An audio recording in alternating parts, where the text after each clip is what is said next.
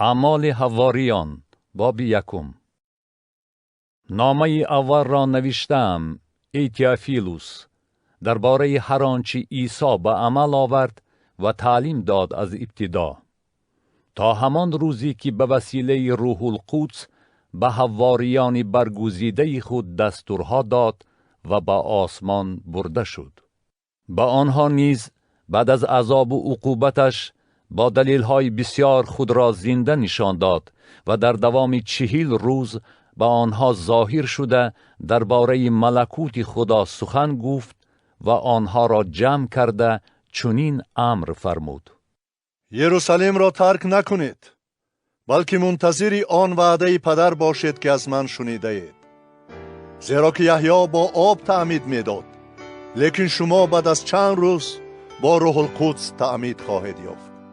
پس آنهایی که جمع شده بودند به او سوال داده گفتند: خداوندا، آیا در همین وقت سلطنت را بر اسرائیل از نو برقرار خواهی کرد؟ به آنها گفت: کار شما نیست که زمانها و مهلت‌های را که پدر با قدرت خود مقرر نموده است بدانید. اما وقتی که روح القدس بر شما نازل شود، قوت خواهید یافت و در یروشلیم و در تمام یهودا و سامریه و تا اقصای دنیا شاهدان من خواهید بود. همین که این را گفت بالا برده شد و آنها می نگریستند و ابری او را از پیش نظر آنها گرفته بود. چون او بالا می برآمد و آنها با آسمان می نگریستند، ناگاه 2 مرد سفید پوش نزد آنها پیدا شدند و گفتند: ای مردان جلیل، چرا اینجا ایستاده سوی آسمان نگرانید؟ همین عیسی که از پیش شما به آسمان بالا برده شد، چی طوری که او را سوی آسمان روانه دیدید، باز همان طور خواهد برگشت. آنگاه آنها از کوه زیتون که در نزدیکی یروشلیم به مسافت راهروی روز شنبه واقع است، سوی یروشلیم روانه شدند. و چون رسیدند به بالاخانه برآمدند که در آنجا پتروس و یعقوب، یوحنا و اندریاس، فیلیپوس و توما، برتلما و متی، یعقوب ابن حلفای و شمعون غیور و یهودا ابن یعقوب اقامت داشتند. همه آنها یک دلانه به دعا مشغول بودند و همراهشان زنان و مریم مادر عیسی و برادران او نیز بودند. در آن روزها پتروس در میان شاگردان که در جمع آمد تقریباً 120 نفر بودند برخاسته گفت: ای برادران، می بایست آن نوشته اجرا می شد که روح القدس با زبان داوود درباره یهودا پیشگویی کرد که وی راهنما بود به آنهایی که عیسی را دستگیر کردند. وی به ما منسوب گردیده نصیب در این خدمت یافت. و اینک وی به مزد بدکرداری خود مزرعه خرید و بر آن رویناکی افتاده شکمش کفید و تمام امعایش بیرون شد. خبر این به گوش همه ساکنان یروشلیم رسید و آن مزرعه به زبان آنها حقل دما، یعنی مزرعه خونین نامیده شده است. زیرا که در کتاب زبور نوشته شده است: منزلی وی خراب گردد و کسی در آن ساکن نشود و جاه و جلال وی را دیگری بگیرد. بنابراین از کسانی که همراه ما بودند در تمام آن مدتی که عیسی خداوند با ما رفت آمد داشت، یعنی از وقت تعمید یحیی تا روزی که او از پیش ما بالا برده شد، یکی از آنها باید با ما شاهد احیای او بشود. و 2 نفر را، یوسف را که برسبا نام داشته لقبش یوستوس بود و متیاس را پیشنهاد کردند و دعا کرده گفتند: تو ای خداوند که عارف القلب هستی، بینما یکی را که از این 2 برگزیده ای، تا که وی نصیب این خدمت و حواریت را پیدا کند که یهودا از آن محروم شده به مکان خود رفته است. قرعه برای آنها پرتافتند و قرعه به نام متیاس برآمد و او به 11 حواریان منسوب گشت. اعمال حواریان باب 2. وقتی که روز پنتیکاست فرا رسید، همه‌شان یک دلانه در یک جا جمع آمدند. بناهگاه غلغله مثل صدای تندباد از آسمان برآمد و تمام خانه را پر کرد و زبانه‌های از هم جدای مثل زبانه‌های آتش به آنها ظاهر شده، یک تا بر هر یکی از آنها قرار گرفت. همه‌شان از روح القدس پر شدند و چون روح به آنها قدرت تکلم بخشید و زبانهای دیگر به سخن گفتن شروع کردند. در یروشلیم یهودیان، آدمان خداترسی که از هر خلق زیر آسمان بودند، سکونت داشتند.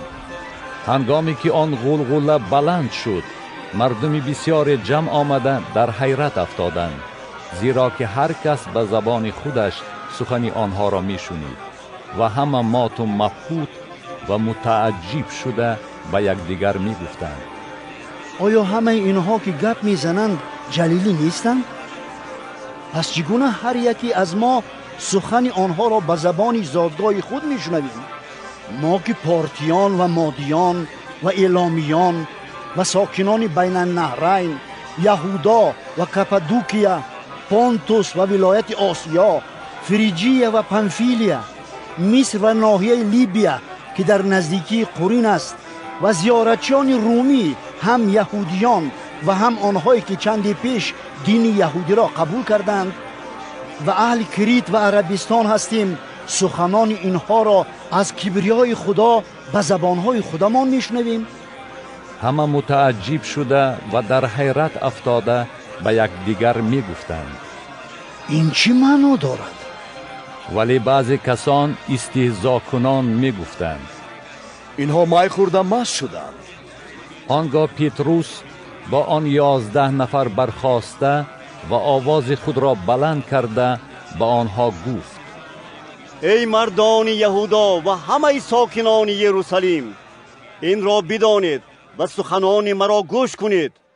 اینها مست نیستند چنان که شما گمان میکنید، زیرا که حالا ساعت 3 روز است، بلکه این همان چیز است که یوئیل نبی گفته است. و در روزهای آخر میگوید خدا: چنین خواهم کرد، روح خود را بر تمام بشر خواهم ریخت و پسران و دختران شما نبوت خواهند کرد و جوانان شما رؤیاها و پیران شما خوابها خواهند دید. و حتی بر غلامان و کنیزان خود در آن روزها روح خود را خواهم ریخت و آنها نبوت خواهند کرد و از بالا در آسمان معجزات و از پایان در زمین علامات، خون و آتش و بخارات دود به ظهور خواهم آورد. پیش از آن که روز عظیم و پرشکوه خداوند فرا رسد، آفتاب به ظلمات و ماه به خون مبدل خواهد شد و چنین خواهد شد که هر کی اسم خداوند را بخواند نجات خواهد یافت. ای مردان اسرائیل، به این سخنان گوش دهید. عیسی ناصری مردی بود که نزد شما از جانب خدا با قوه ها و معجزات و علاماتی که خدا در میان شما به وسیله او صادر کرد به ثبوت رسید، چنان که خودتان نیز میدانید. او را که از روی مصلحت معین و آگاهی پیشکی خدا تسلیم کرده شد، شما با دست بدکرداران بر صلیب میخکوب کرده کشتید. ولی خدا زولانه مرگ را شکسته او را احیا کرد، زیرا غیر امکان بود که مرگ او را در قیدش نگاه دارد. زیرا که داوود در حق او میگوید: خداوند را همیشه پیش نظر خود میدیدم، زیرا که او به یمین من است تا که فرو نغلطم. به این سبب دلم شاد شد و زبانم به وجد آمد، حتی جسمم در امید ساکن خواهد شد. زیرا که جان مرا در دوزخ نخواهی انداخت و نخواهی گذاشت که قدوس تو فنا را ببیند. طریق حیات را به من آموخته ای و با حضور خود مرا از شادی پر خواهی کرد. ای برادران، اذن می خواهم تا که جرأت نموده به شما درباره پدر ما داوود بگویم که او وفات یافته، دفن کرده شده است و قبرش تا امروز در میان ما باقی است. از بس که او پیغمبر بود و می دانست که خدا برای او قسم یاد کرده است که از نسل او مسیح را به میان آورد تا که بر تخت او بنشاند. بنابراین درباره احیای مسیح پیش بینی کرده گفت که جان او در دوزخ نماند و جسم او فنا را ندید. همین عیسی را خدا احیا کرد و همه ما شاهدان آن هستیم. اکنون که او به یمین خدا بالا برده شده است، وعده روح القدس را از پدر یافته، آنچه را که شما دیده و شنیده ایستاده اید فرو ریخته است. زیرا که داوود به آسمان نبرآمد، ولی خودش میگوید خداوند به خداوند من گفت به یمین من بنشین تا که دشمنانت را زیر پای تو اندازم. پس ای تمامی خاندان اسرائیل، یقینا بدانید که خدا همین عیسی را که شما مصلوب کردید خداوند به مسیح گردانده است. چون شنیدند دلریش شده به پتروس و حواریان دیگر گفتند: ای برادران، ما اکنون چی کنیم؟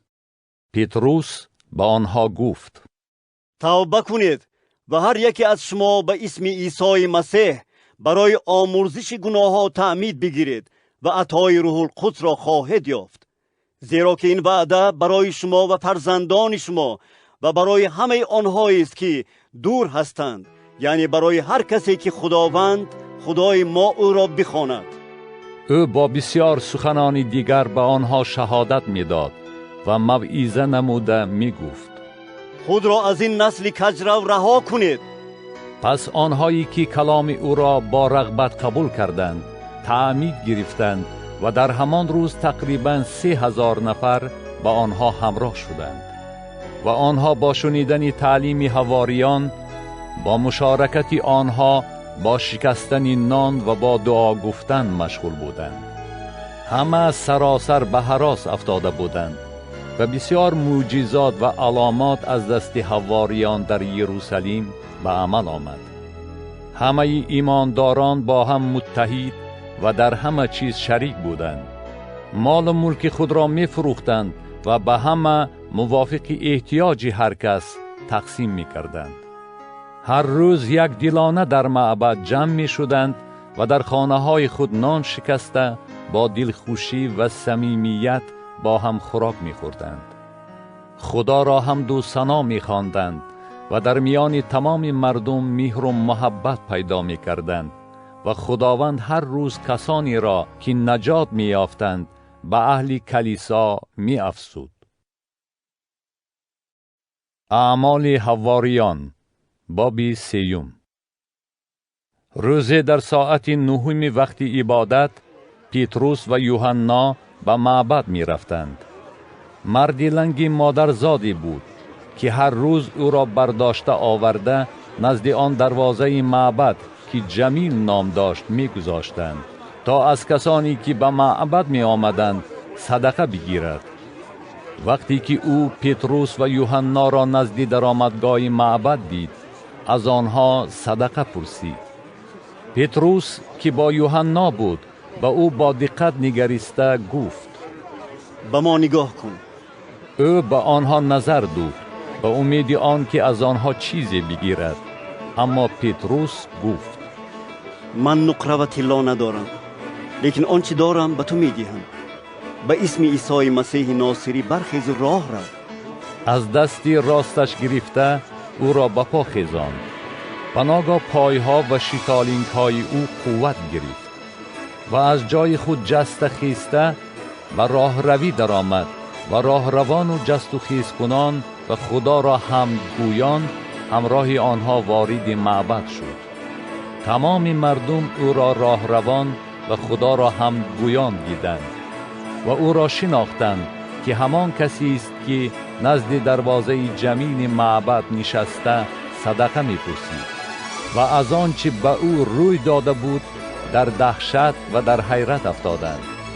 از بس که او به پتروس و یوحنا چسبیده بود، تمام مردم در رواق سلیمان با حیرت سوی آنها شتافتند. پتروس چون دید به آن جماعت رو آورده گفت: ای مردان اسرائیل، چرا از دیدن این در حیرت افتاده اید و چرا به ما چشم دوخته اید گویا که ما با قوت یا پرهیزگاری خود سبب راه رفتن این شخص شده باشیم؟ خدای ابراهیم و اسحاق و یعقوب، خدای پدران ما پسر خود عیسی را جلالت بخشید. شما او را تسلیم کردید و در حضور پیلاطوس که میخواست او را آزاد کند او را رد نمودید. لیکن شما قدوس و عادل را رد نموده خواهش کردید که یک شخص آدم کش برای شما آزاد کرده شود. ولی سروری حیات را کشتید. ولی خدا او را از مردگان احیا کرد و ما شاهدان آن هستیم. به خاطر ایمان به اسم او این شخصی که میبینید و میشناسید قوت یافته است. بله، اسم او و ایمانی که در ما از اوست در حضور همه شما به وی این شفا را بخشیده است. لیکن ای برادران، میدانم که شما مثل سرداران خود این کار را از روی نادانی کرده اید. اما خدا آنچه را که با زبان تمام انبیایش پیشکی گفته بود که مسیح باید عذاب و عقوبت کشد، همین طور انجام داد. پس توبه کنید و رجوع نمایید تا که گناههای شما محو گردد و ایام فراغت از حضور خداوند فرا رسد و او عیسی مسیح را که برایتان از اول برگزیده بود بفرستد تا زمان تجدید کردن همه چیز مطابق آنچه خدا با زبان انبیای مقدس خود از ازل گفته است می بایست آسمان او را قبول می کرد. چنانچه موسی به پدران ما گفته بود: خداوند خدای شما پیغمبری مثل من برای شما از میان برادران شما به میان خواهد آورد. باید به آنچه او به شما میگوید گوش دهید و هر کی به سخنان آن پیغمبر گوش ندهد باید از بین قوم خود ریشه‌کن شود. همچنین تمام انبیا از سموئیل گرفته تا آنهایی که بعد از او نبوت کردند همه اشان این ایام را پیشگویی کردند. شما فرزندان آن انبیا هستید و در آن عهدی که خدا با پدران ما بست نصیب دارید، چنان که او به ابراهیم گفته است: همه قبیله های روی زمین در نسل تو برکت خواهند خواست. خدا پسر خود عیسی را موکل کرده اول نزد شما فرستاد تا که او هر یکی را از راه های شرارت آمیز شما برگردانیده شما را برکت دهد. اعمال حواریان باب 4. هنگامی که آنها با مردم سخن می گفتند، کاهنان و سردار پاسبانان معبد و صدوقیان بر سر آنها تاختند، زیرا خیلی ناراحت شدند از اینکه آنها مردم را تعلیم می دادند و در شخص عیسی احیای مردگان را موعظه می نمودند و دستی تعدی به آنها دراز کرده تا فردا به حبس گرفتند، زیرا که شامگاه بود. اما بسیاری از شنوندگان کلام ایمان آوردند و شماره آنها تقریباً 5000 مرد بود. فردای آن سرداران و پیران و کتابدانان آنها در یروشلیم جمع آمده برپا کردند و حانان سرکاهین و قیافا و یوحنا و اسکندر و همه اعضایان خانواده سرکاهین حضور داشتند و آنها را در میانجا بپا خیزانده پرسیدند: با کدام قوت و با کدام اسم این کار را کرده اید؟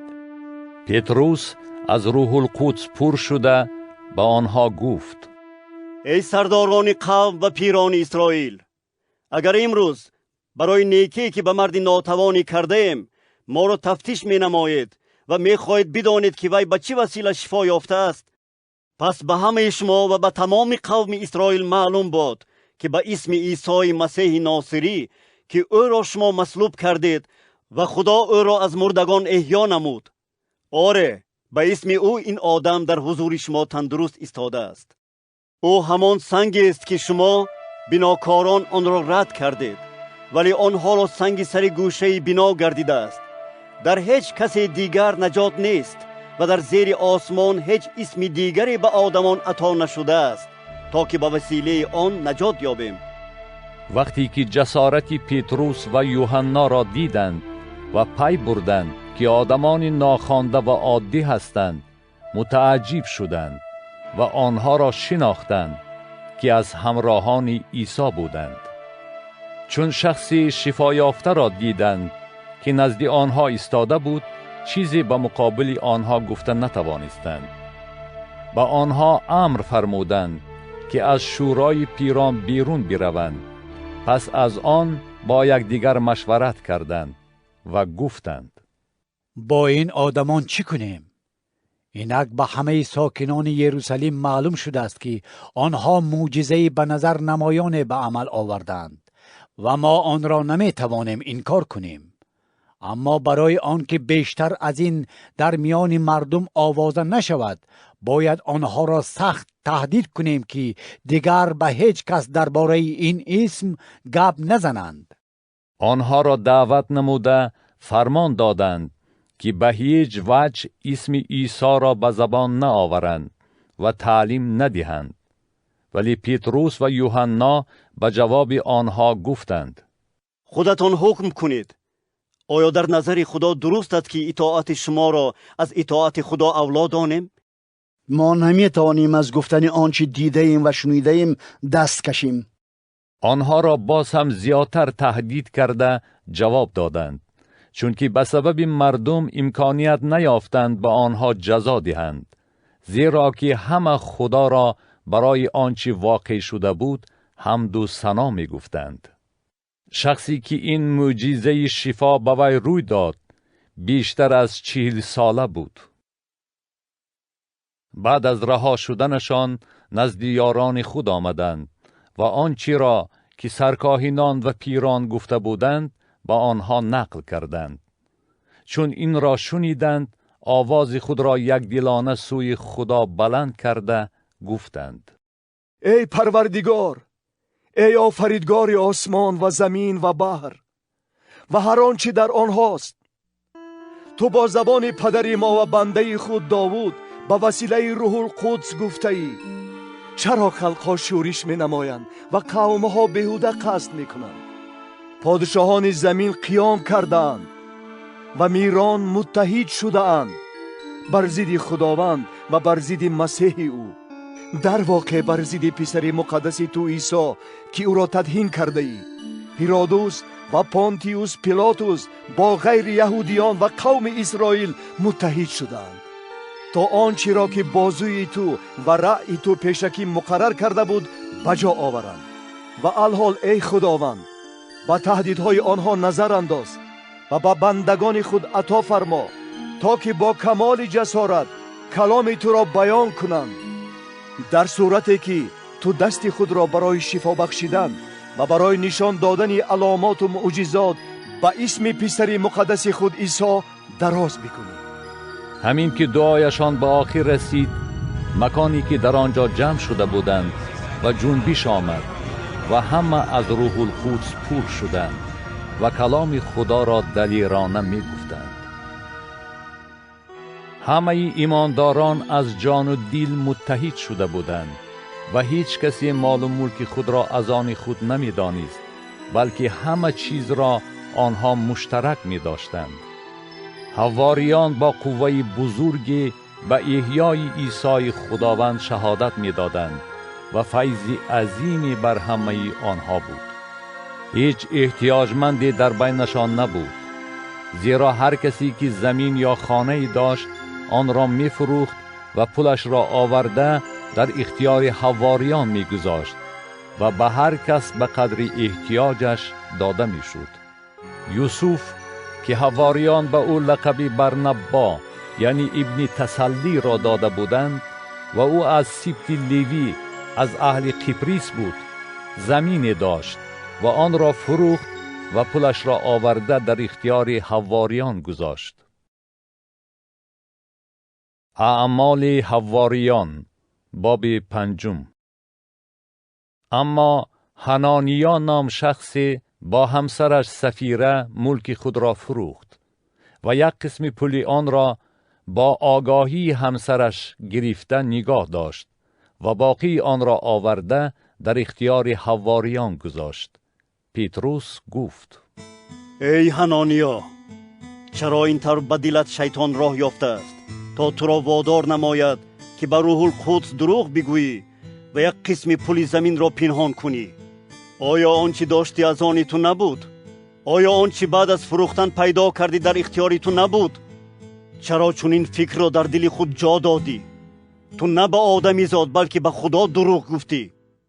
همین که حنانیا این سخن را شنید، به زمین افتاد و جان داد و همه آنهایی که این را شنیدند به هراسی عظیمی افتادند. جوانان برخاسته او را برای دفن تیار کردند و بیرون برده به خاک سپردند. تخمیناً بعد از گذشتن 3 ساعت همسرش آمد که از این واقعه بیخبر بود. پتروس از وی پرسید: به من بگو که آیا زمین را به همین مبلغ فروختید؟ زن گفت: آره، به همین مبلغ. پتروس به وی گفت: چرا هر دو زبان یک کرده اید که روح خداوند را بیازمایید؟ آنهایی که شوهرت را گورانیدند بر آستانه در هستند، تو را نیز خواهند برد. همان دم وی پیش پای او افتاده جان داد و جوانان چون داخل شدند وی را مرده یافتند و بیرون برده در پهلوی شوهرش دفن کردند. تمام اهل کلیسا و همه آنهایی که این را شنیدند به هراسی عظیمی افتادند. حواریان علامات و معجزات زیادی در میان قوم به عمل می آوردند و همه یک دلانه در رواق سلیمان جمع می شدند. هیچ کسی بیگانه جرأت نمی کرد با آنها هم نشین شود، لیکن مردم آنها را ستایش می کردند. مردان و زنان بسیاری به خداوند ایمان آورده تا رفت بیشتر به آنها همراه می شدند. کار به جای رسید که مردم بیماران را به کوچه ها برآورده بالای بسترها و کتها می گذاشتند تا که در وقت گذشته رفتن پتروس اقلاً سایه او بر بعضی آنها بیفتد. همچنین مردم بسیاری از شهرهای اطراف در یروشلیم جمع شده بیماران و گرفتاران ارواح پلید را می آوردند و همه آنها شفا می یافتند. اما سرکاهین و با وی همه آنهایی که از فرقه صدوقیان بودند از حسد پر شده برخاستند و به حواریان دستی تعدی دراز کرده آنها را در زندان عام انداختند. ولی همان شب فرشته خداوند درهای زندان را گشاده و آنها را بیرون آورده گفت: بیروید و در معبد ایستاده همه این سخنان حیات را به این قوم بگویید. چون این را شنیدند صبحدم به معبد آمدند و به تعلیم دادن شروع کردند. در این میان سرکاهین و آنهایی که با وی بودند شورای پیران و همه پیران بنی اسرائیل را دعوت کردند و به زندان کس فرستادند تا که آنها را بیارند. اما ملازمان رفته آنها را در زندان نیافتند و برگشته خبر دادند و گفتند: زندان را با احتیاط تمام بسته دیدیم و پاسبانان در پیش در ایستاده بودند، ولی وقتی که در را گشادیم کسی را نیافتیم. چون سرکاهین و سردار پاسبانان معبد و سرکاهینان دیگر این سخنان را شنیدند در حیرت افتادند که این چی عاقبتی داشته باشد. در همین وقت کسی آمده با آنها خبر داد و گفت: اینک آن شخصانی که در زندان انداخته بودید در معبد ایستاده قوم را تعلیم می‌دهند. آنگاه سردار پاسبانان با ملازمانش رفته آنها را آورد، لیکن نه به زوری، زیرا از قوم ترسیدند که مبادا آنها را سنگسار کنند. چون آنها را آورده نزد شورای پیران به پا خیزاندند، سرکاهین به آنها سوال داده گفت: آیا شما را به طور قطعی امر نفرمودیم که به این اسم تعلیم ندهید و اینک شما یروشلیم را با تعلیمات خود پر کردید و می‌خواهید خون آن آدم را به گردن ما بار کنید؟ پتروس و حواریان به جواب گفتند: به خدا باید اطاعت کرد، نه به آدمی زاد. خدای پدران ما عیسی را احیا کرد که شما او را به درخت آویخته کشته بودید. خدا او را به یمین خود بالا برداشته سرور و نجات دهنده گرداند تا که به اسرائیل توبه و آمرزش گناه ها را عطا فرماید. ما شاهدان او در این بابت هستیم. و همچنین روح القدس است که آن را خدا به فرمانبرداران خود بخشیده است. چون شنیدند چنان در غضب شدند که قصد کردند آنها را به قتل رسانند. اما یکی از فریسیان که جملییل نام داشت و معلم شریعت بود و تمام قوم او را محترم می داشتند، در شورای پیران برخاسته امر داد که حواریان را به مدتی کوتاه بیرون برند و به حاضران گفت: ای مردان اسرائیل، احتیاط کنید از آنچه می خواهید با این آدمان بکنید، زیرا که چند پیش از این ایام شخص تودان نام برخاسته خود را چون شخصی بزرگ وانمود کرد و تقریباً 400 نفر به وی همراه شدند، ولی وی کشته شد و همه پیروانش پراکنده و نیست شدند. بعد از وی یهودای جلیلی در زمان سرشماری برخاست و مردمی بسیاری را از عقیب خود کشید. وی نیز کشته شد و همه پیروانش پراکنده شدند. و الحال به شما میگویم که از این آدمان دست کشید و آنها را به حال خود بگذارید، زیرا که اگر این رأی و عمل از آدمیزاد باشد خود از خود برهم خواهد خورد، ولی اگر از خدا باشد شما آن را نمی توانید برهم دهید، مبادا معلوم شود که با خدا ستیزه میکنید. به گپی وی در آمدند و حواریان را جیغ زده آورده قمچین کاری کردند و من بعد به اسم عیسی حرف زدن را به آنها منع کرده آنها را آزاد نمودند. آنها از شورای پیران برآمده خرسند شدند که به خاطر اسم او سزاوار بی‌حرمتی گردیدند و هر روز در معبد و در خانه ها درباره عیسی مسیح تعلیم و بشارت می دادند. اعمال حواریان باب 6. در آن ایام که شاگردان زیاد می شدند، یهودیان یونانی زبان از یهودیان عبرانی زبان شکایت کردند که بیوزنان آنها در تقسیم ریسک هر روزه بی بهره می مانند. آن 12 نفر جماعت شاگردان را دعوت نموده گفتند: شایسته نیست که ما کلام خدا را ترک کرده به خدمت تأمین رزق روزی مشغول شویم. پس ای برادران، 7 آدم نیکنام و پر از روح القدس و پر حکمت را از میان خود انتخاب نمایید تا که آنها را به این خدمت تعیین کنیم. لیکن ما با دعا و با تعلیم کلام خدا مشغول خواهیم شد. این تکلیف به تمام جماعت معقول شد و استفانوس را که شخصی پر از ایمان و روح القدس بود و فیلیپوس و پراخاروس و نیکانور و تیمون و پرمیناس و نیکالاس را که از اهل انتیاخیه بوده چندی پیش دین یهودی را قبول کرده بود انتخاب کردند. اینها را در نزد حواریان به پا خیزاندند و دست بر سرشان مانده دعا کردند. کلام خدا تا رفت انتشار می یافت. شماره شاگردان در یروشلیم به غایت می افزود و بسیاری از کاهنان نیز به ایمان تن دادند. استفانوس که پر از ایمان و قوت بود در میان قوم علامات و معجزات بزرگی به عمل می آورد.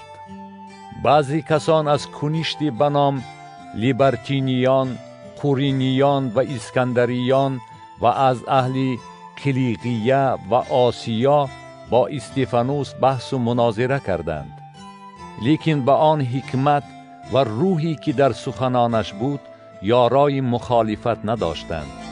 بنابراین چند کس را وادار کردند که بگویند: ما شنیدیم که او در حق موسی و خدا سخنان کفرآمیز می گفت.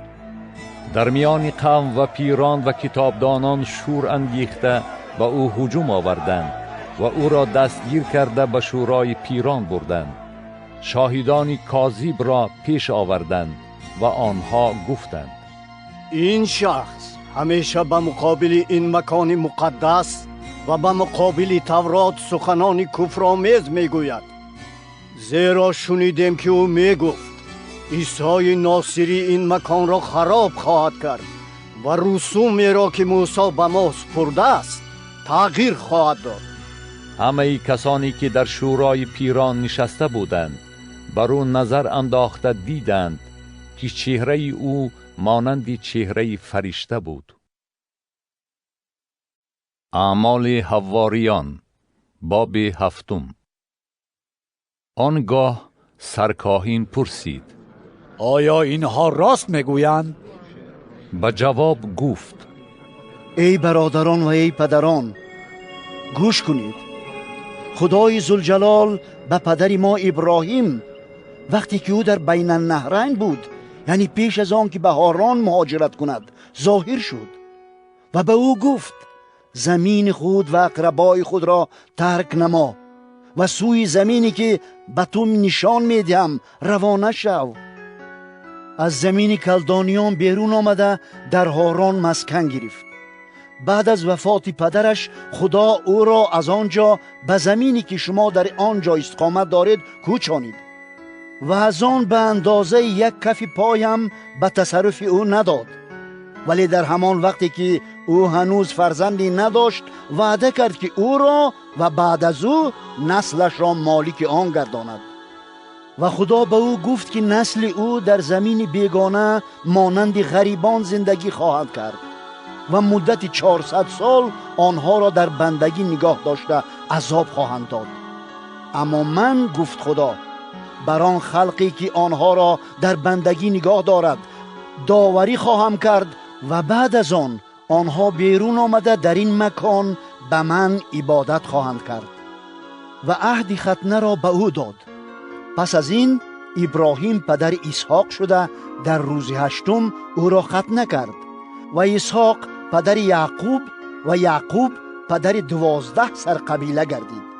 سرقبیله ها از یوسف حسد برده او را به مصر فروختند، لیکن خدا با او بود و او را از همه مصیبت‌هایش خلاصی داد و به او حکمت و حسن توجه در نظر فرعون پادشاه مصر بخشید تا او را بر مصر و بر تمام خانه خود حکم فرما تعیین کرد.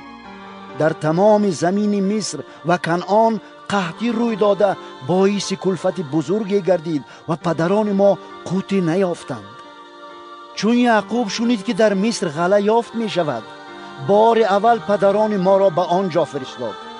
در سفر دوم یوسف خود را به برادرانش شناسانید و اصل و نسب یوسف به فرعون معلوم شد.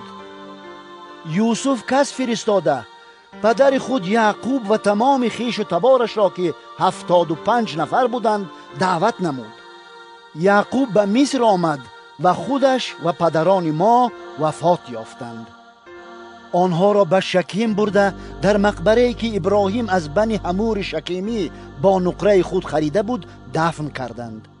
برابر نزدیک آمدن وقت وعده‌ای که خدا درباره آن به ابراهیم قسم یاد کرده بود، قوم در مصر می‌افزود و بزرگ می‌شد تا دمی که پادشاه دیگری به تخت نشست که یوسف را نمی‌شناخت. او بر ضد نژاد ما نیرنگ بازی کرده پدران ما را به تنگ آورد و امر فرمود که کودکان نوزاد خود را برآورده پرتایند تا که زنده نمانند. در آن وقت موسی تولد شد که در نزد خدا بغایت جمیل بود و مدت 3 ماه در خانه پدر خود پرورش یافت. هنگامی که او را برآورده پرتافتند، دختر فرعون او را گرفته همچون فرزند خود کلان کرد. موسی تمام حکمت مصر را تعلیم گرفته در سخن و عمل قوی شد. وقتی که او 40 ساله شد، به دلش آمد که برادران خود بنی اسرائیل را تفقد حال کند. چون یکی را مظلوم دید، او را حمایت کرد و انتقام آن ستمکش را گرفته مصری را کشت. او گمان میکرد که برادرانش خواهند فهمید که خدا به وسیله او آنها را نجات میدهد، اما آنها نفهمیدند.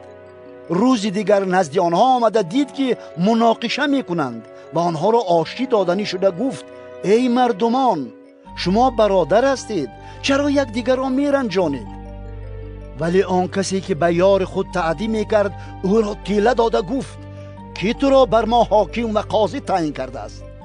آیا میخواهی مرا نیز بکشی چنان که دیروز آن مصری را کشتی؟ موسی همین که این سخنان را شنید گریخته رفت و در زمین مدیان غربت اختیار کرد و در آنجا از او 2 پسر تولد شد. چون 40 سال گذشت در بیابان اطراف کوه سینا فرشته خداوند در شعله بته فروزان به او ظاهر شد. موسی چون دید از این رویا در حیرت افتاد و هنگامی که نزدیک می آمد تا که نظر اندازد صدای خداوند به گوشش رسید: من خدای پدران تو، خدای ابراهیم و خدای اسحاق و خدای یعقوب هستم. موسی به لرزه در آمده جرأت نکرد که نظر اندازد. خداوند به او گفت: کفشهایت را از پایهایت بکش، زیرا جایی که در آن ایستاده ای زمین مقدس است. ستمی را که قوم من در مصر می کشد دیدم و آه و ناله آنها را شنیدم و برای نجات دادن آنها فرآمدم. اکنون بیا تا که تو را به مصر بفرستم. همان موسی را که رد کرده گفته بودند که تو را حاکم و قاضی تعیین کرده است. خدا به وسیله فرشته‌ای که در بته به او ظاهر شد حاکم و رها کننده تعیین نموده فرستاد. او آنها را بیرون آورده در دوام 40 سال در زمین مصر و در بحر قلزم و در بیابان معجزات و علامات به عمل آورد. این همان موسی است که به بنی اسرائیل گفت: خداوند خدای شما پیغمبری مثل من برای شما از میان برادران شما به میان خواهد آورد. به سخنان او گوش دهید. این همان است که در جماعت در بیابان با فرشته‌ای که در کوه سینا با او سخن گفت و با پدران ما بود و کلمات زنده را قبول کرد تا که به ما برساند. ولی پدران ما نخواستند به او اطاعت نمایند، بلکه او را رد کردند و دلهای آنها سوی مصر مایل شد.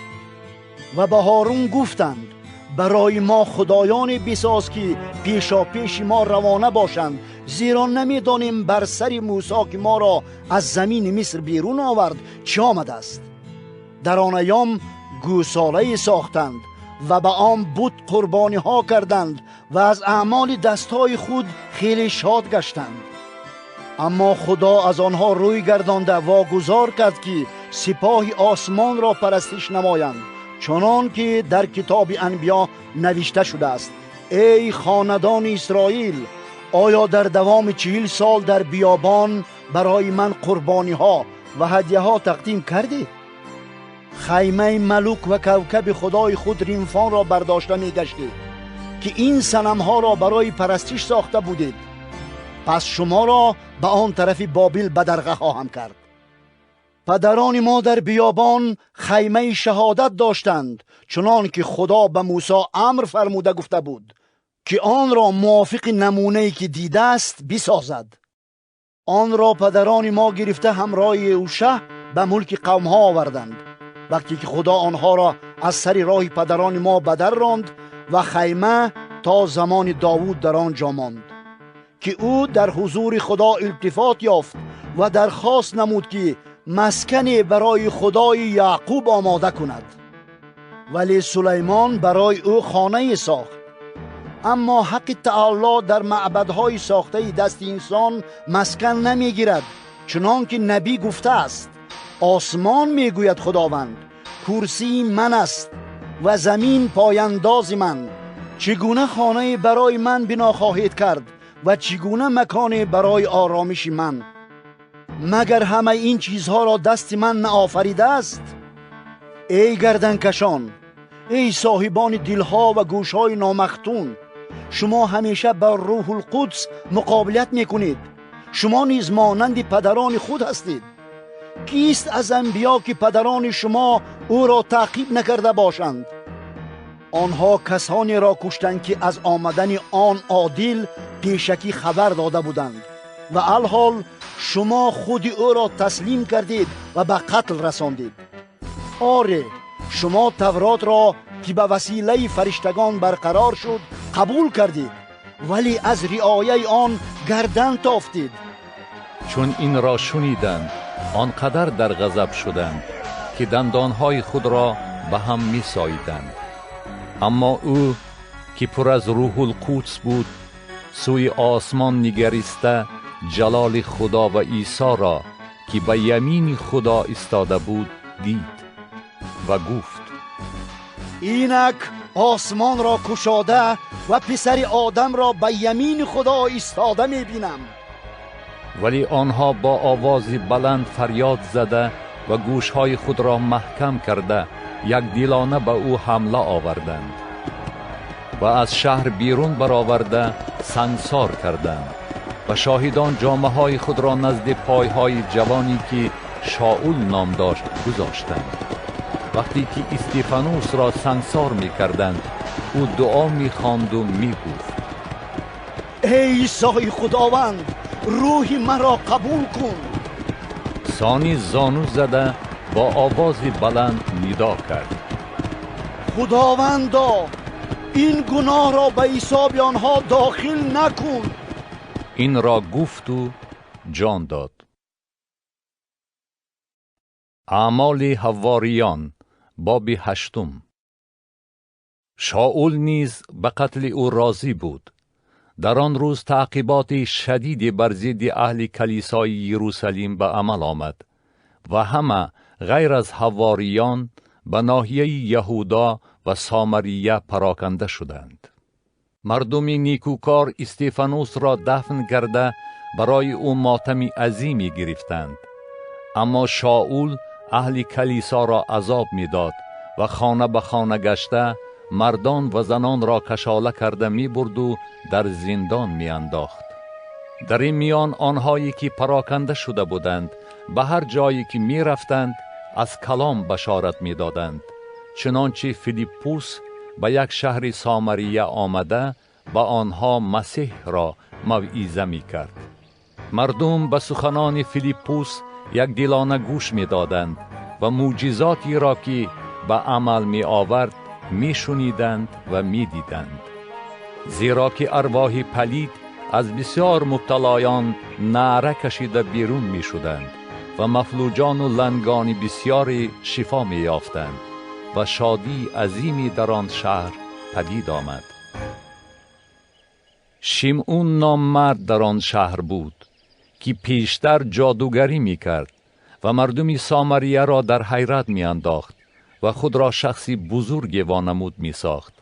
همه از خرد تا کلان به او گوش انداخته می گفتند: این شخص قوت عظیم خداست. از آن سبب به او گوش می انداختند که او مدت دراز آنها را با جادوگری خود به حیرت می آورد. لیکن وقتی که به بشارت فیلیپوس درباره ملکوت خدا و اسم عیسی مسیح ایمان آوردند، مردان و زنان تعمید گرفتند. خودی شمعون نیز ایمان آورد و تعمید گرفت و همیشه همراه فیلیپوس بود و از دیدن علامات و معجزات عظیمی که به عمل می آمد در حیرت می ماند. حواریانی که در یروشلیم بودند چون شنیدند که اهل سامریه کلام خدا را قبول کردند، پیتروس و یوحنا را نزد آنها فرستادند و چون آمدند برای آنها دعا گفتند تا که روح القدس را قبول کنند، زیرا که روح هنوز بر هیچ کدام از آنها نازل نشده بود، بلکه فقط به اسم عیسی خداوند تعمید یافته بودند. پس دستهای خود را بر سر آنها گذاشتند و آنها روح القدس را قبول کردند. شمعون چون دید که با دستگذاری حواریان روح القدس عطا می شود، با آنها پول آورد و گفت: این قدرت را به من نیز بدهید تا که به هر کس دست گذارم روح القدس را قبول کند. اما پیتروس به وی گفت: بگذار پولت با تو نیست شود، چون که تو گمان کرده ای که عطای خدا را به بدل پول بخری. تو را از این چیز نصیبی و بهره نیست، زیرا که دلت در حضور خدا راست نمی باشد. اکنون از این شرارت خود توبه کن و به خدا دعا گوی، شاید این قصد دلت آمرزیده شود، زیرا می بینم که پر از زهره تلخ و گرفتار قید شرارت هستی. شمعون در جواب گفت: شما برای من به خداوند دعا گویید تا که چیزی از آن چه گفتید به من روی ندهد. آنها پس از آن که شهادت دادند و کلام خداوند را موعظه کردند و یروشلیم برگشتند و در بسیاری از دهات سامریه از انجیل بشارت دادند. فرشته خداوند به فیلیپوس گفت: برخیز و به طرف جنوب، به راهی که از یروشلیم سوی غزه می رود و راهی بیابان است، روانه شو. برخاست و روانه شد و اینک شخصی حبشی، خواجه سرا و کبیر کنداکه ملکه حبش، نگهبان تمام خزینه وی که به یروشلیم برای عبادت آمده بود، به وطن برمیگشت و بر عرابه خود نشسته کتاب اشعیای نبی را می‌خواند. روح به فیلیپوس گفت: نزدیک بیا و به آن عرابه همراه شو. فیلیپوس به آنجا دویده شنید که کتاب اشعیای نبی را می‌خواند. گفت: آیا میفهمی آنچه را که میخوانی؟ گفت: چگونه فهمیده میتوانم اگر کسی به من راهنمایی نکند؟ و از فیلیپوس خواهش کرد که به عرابه سوار شده با او بنشیند. پارچه ای که از نوشته ها می‌خواند این بود: مثل گوسفند او را به ذبح بردند و مثل بره که نزد پشم تراشش بیزبان است، او همچنان دهان خود را واز نکرد. در تحقیر او انصاف را از او گرفتند و نسل او را که شرح خواهد داد، زیرا که حیات او از زمین قطع کرده شد. آن خواجه سرا به فیلیپوس گفت: از تو سوال دارم که نبی این را در حق کی میگوید؟ آیا در حق خودش یا در حق کسی دیگره؟ آنگاه فیلیپوس دهان خود را گشاد و از همان نوشته سر کرده به او از عیسی بشارت داد. در این میان در اثنای راه آنها به آبی رسیدند و خواجه سرا گفت: اینک آب، به تعمید گرفتنم چه چیز مانع می شود؟ فیلیپوس گفت: اگر از تحت دل ایمان آورده باشی جایز است. وی در جواب گفت: ایمان دارم که عیسی مسیح پسر خداست. ثانی فرمان داد که عرابه را نگاه دارد و هر دو، فیلیپوس و خواجه سرا، به آب فرآمدند و او را تعمید داد.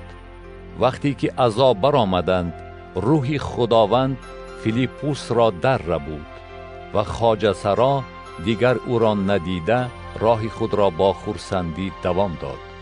اما فیلیپوس در اشدود پیدا شد و در همه شهرها گشته بشارت می‌داد تا دمی که به قیصریه رسید. اعمال حواریان باب 9.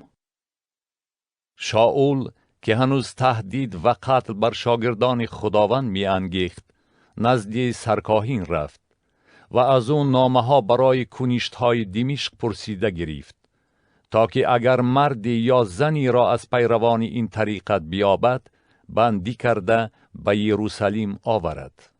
در اثنای راه وقتی که به دمشق نزدیک آمد، بناگان نوری از آسمان دورادور او درخشید. او بر زمین افتاد و آوازی شنید که می گفت: شاول، شاول، برای چی من را تعقیب میکنی؟ گفت: خداوندا، تو کیستی؟ خداوند گفت: من آن عیسی هستم که تو را تعقیب میکنی. لگد زدنت به سیخک دشوار است. و او به لرزه و دهشت افتاده گفت: خداوندا، چی امر میفرمایی تا که بجا آورم؟ و خداوند در جواب گفت: برخیز و به شهر برو و در آنجا به تو گفته خواهد شد که چی باید بکنی. اما آنهایی که همسفری او بودند مات و مبهوت می ایستادند، زیرا که آن صدا را شنیدند لیکن هیچ کس را ندیدند. شاول از زمین برخاست و چشمانش گشاده باشد هم هیچ کس را نمیدید. از دستش گرفته او را به دمشق بردند.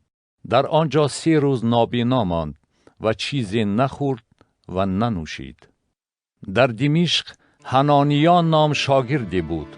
خداوند در رویا به او گفت: ای حنانیا. جواب داد: لبای خداوندو. خداوند به او گفت: برخیز و به کوچه که راست نام دارد برو و شاول نام ترسوسی را در خانه یهودا سراغ کن که او حالا به دعا مشغول است. و حنانیا نام شخصی را در رویا دیده است که آمده بر او دست گذاشته است تا که بینا شود. حنانیا در جواب گفت: خداوندو، درباره این آدم از بسیار کسان شنیدم که در یروشلیم و مقدسان تو چقدر بدیها کرده است. در این جا نیز از سرکاهنان اجازت دارد که همه کسانی را که اسم تو را میخوانند بندی کند.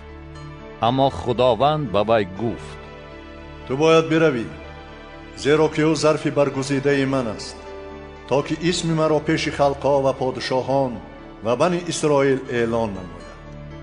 زیرا که من به او نشان خواهم داد که برای اسم من او چقدر عذاب و عقوبت باید بکشد.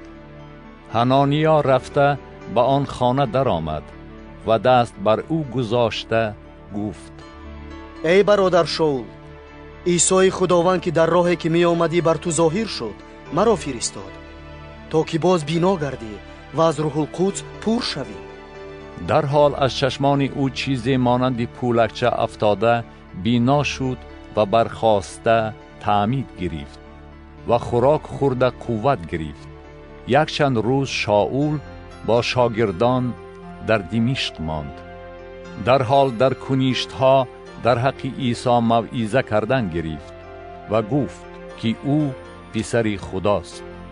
هر کی سخنانش را میشنید در حیرت افتاده میگفت: مگر این همان کسی نیست که در یروشلیم کسانی را که این اسم را به زبان می آوردند نیست و نابود میکرد؟ آیا به این جا نیز او برای آن نآمده بود که آنها را بندی کردند نزد سرکاهنان برد؟ اما شاول در موعظه خود تا رفت بیشتر قوت می گرفت و یهودیان ساکن دمشق را در حیرت انداخته اثبات می کرد که همین عیسی مسیح است. بعد از گذشتن یک چند وقت یهودیان قصد کردند که او را بکشند. شاول از قصد آنها خبردار شد، ولی آنها شب و روز نزد دروازه شهر پاییده می ایستادند تا که او را بکشند. شاگردان او را شبانه گرفته در سبدی گذاشتند و از دیوار شهر پایان فراوردند. وقتی که شاول به یروشلیم رسید خواست به شاگردان همراه شود، لیکن همه از او می ترسیدند و باور نمی کردند که او شاگرد است. آنگاه برنبا او را گرفته نزد حواریان آورد و به آنها نقل کرد که چگونه خداوند را در راه دیده است و خداوند به او سخن گفته است و چگونه او در دمشق به اسم عیسی دلیرانه موعظه نموده است.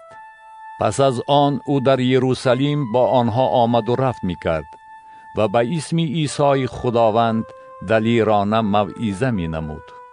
با یهودیان یونانی زبان نیز گفتگو و مباحثه می کرد و آنها قصد کردند که او را بکشند.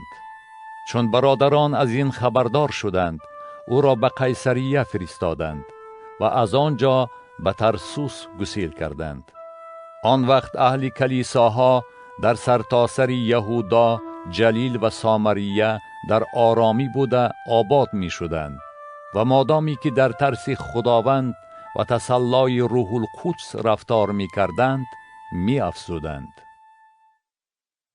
و واقع شد که پتروس در تمام ناحیه گشته نزد مقدسان ساکنی لیده نیز آمد. در آنجا انیاس نام شخصی را دید که 8 سال باز فلج شده بالای بستر خوابیده بود. پتروس با او گفت: ای انیاس، عیسی مسیح تو را شفا می دهد، از بسترت برخیز. او در حال برخاست و همه ساکنان لیده و سارون او را دیده به خداوند روی آوردند. در یافا شاگردی بود، زنی با نام تابیتا که معنایش غزال است و او خیلی نیکوکار بود و صدقات بسیاری میداد. و واقع شد در آن ایام که او کسل شده مرد و او را غسل داده در بالاخانه گذاشتند. از بس که لیده به یافا نزدیک بود و شاگردان شنیده بودند که پتروس در آنجاست، دو کس را نزد او فرستاده خواهش کردند که با زودی نزد آنها بیاید.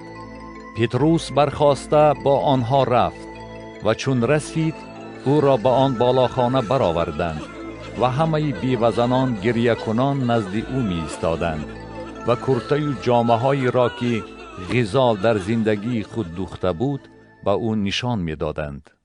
پتروس همه را بیرون کرده زانو زد و دعا گفت و به جسد روی آورده گفت: ای تابیتا، برخیز.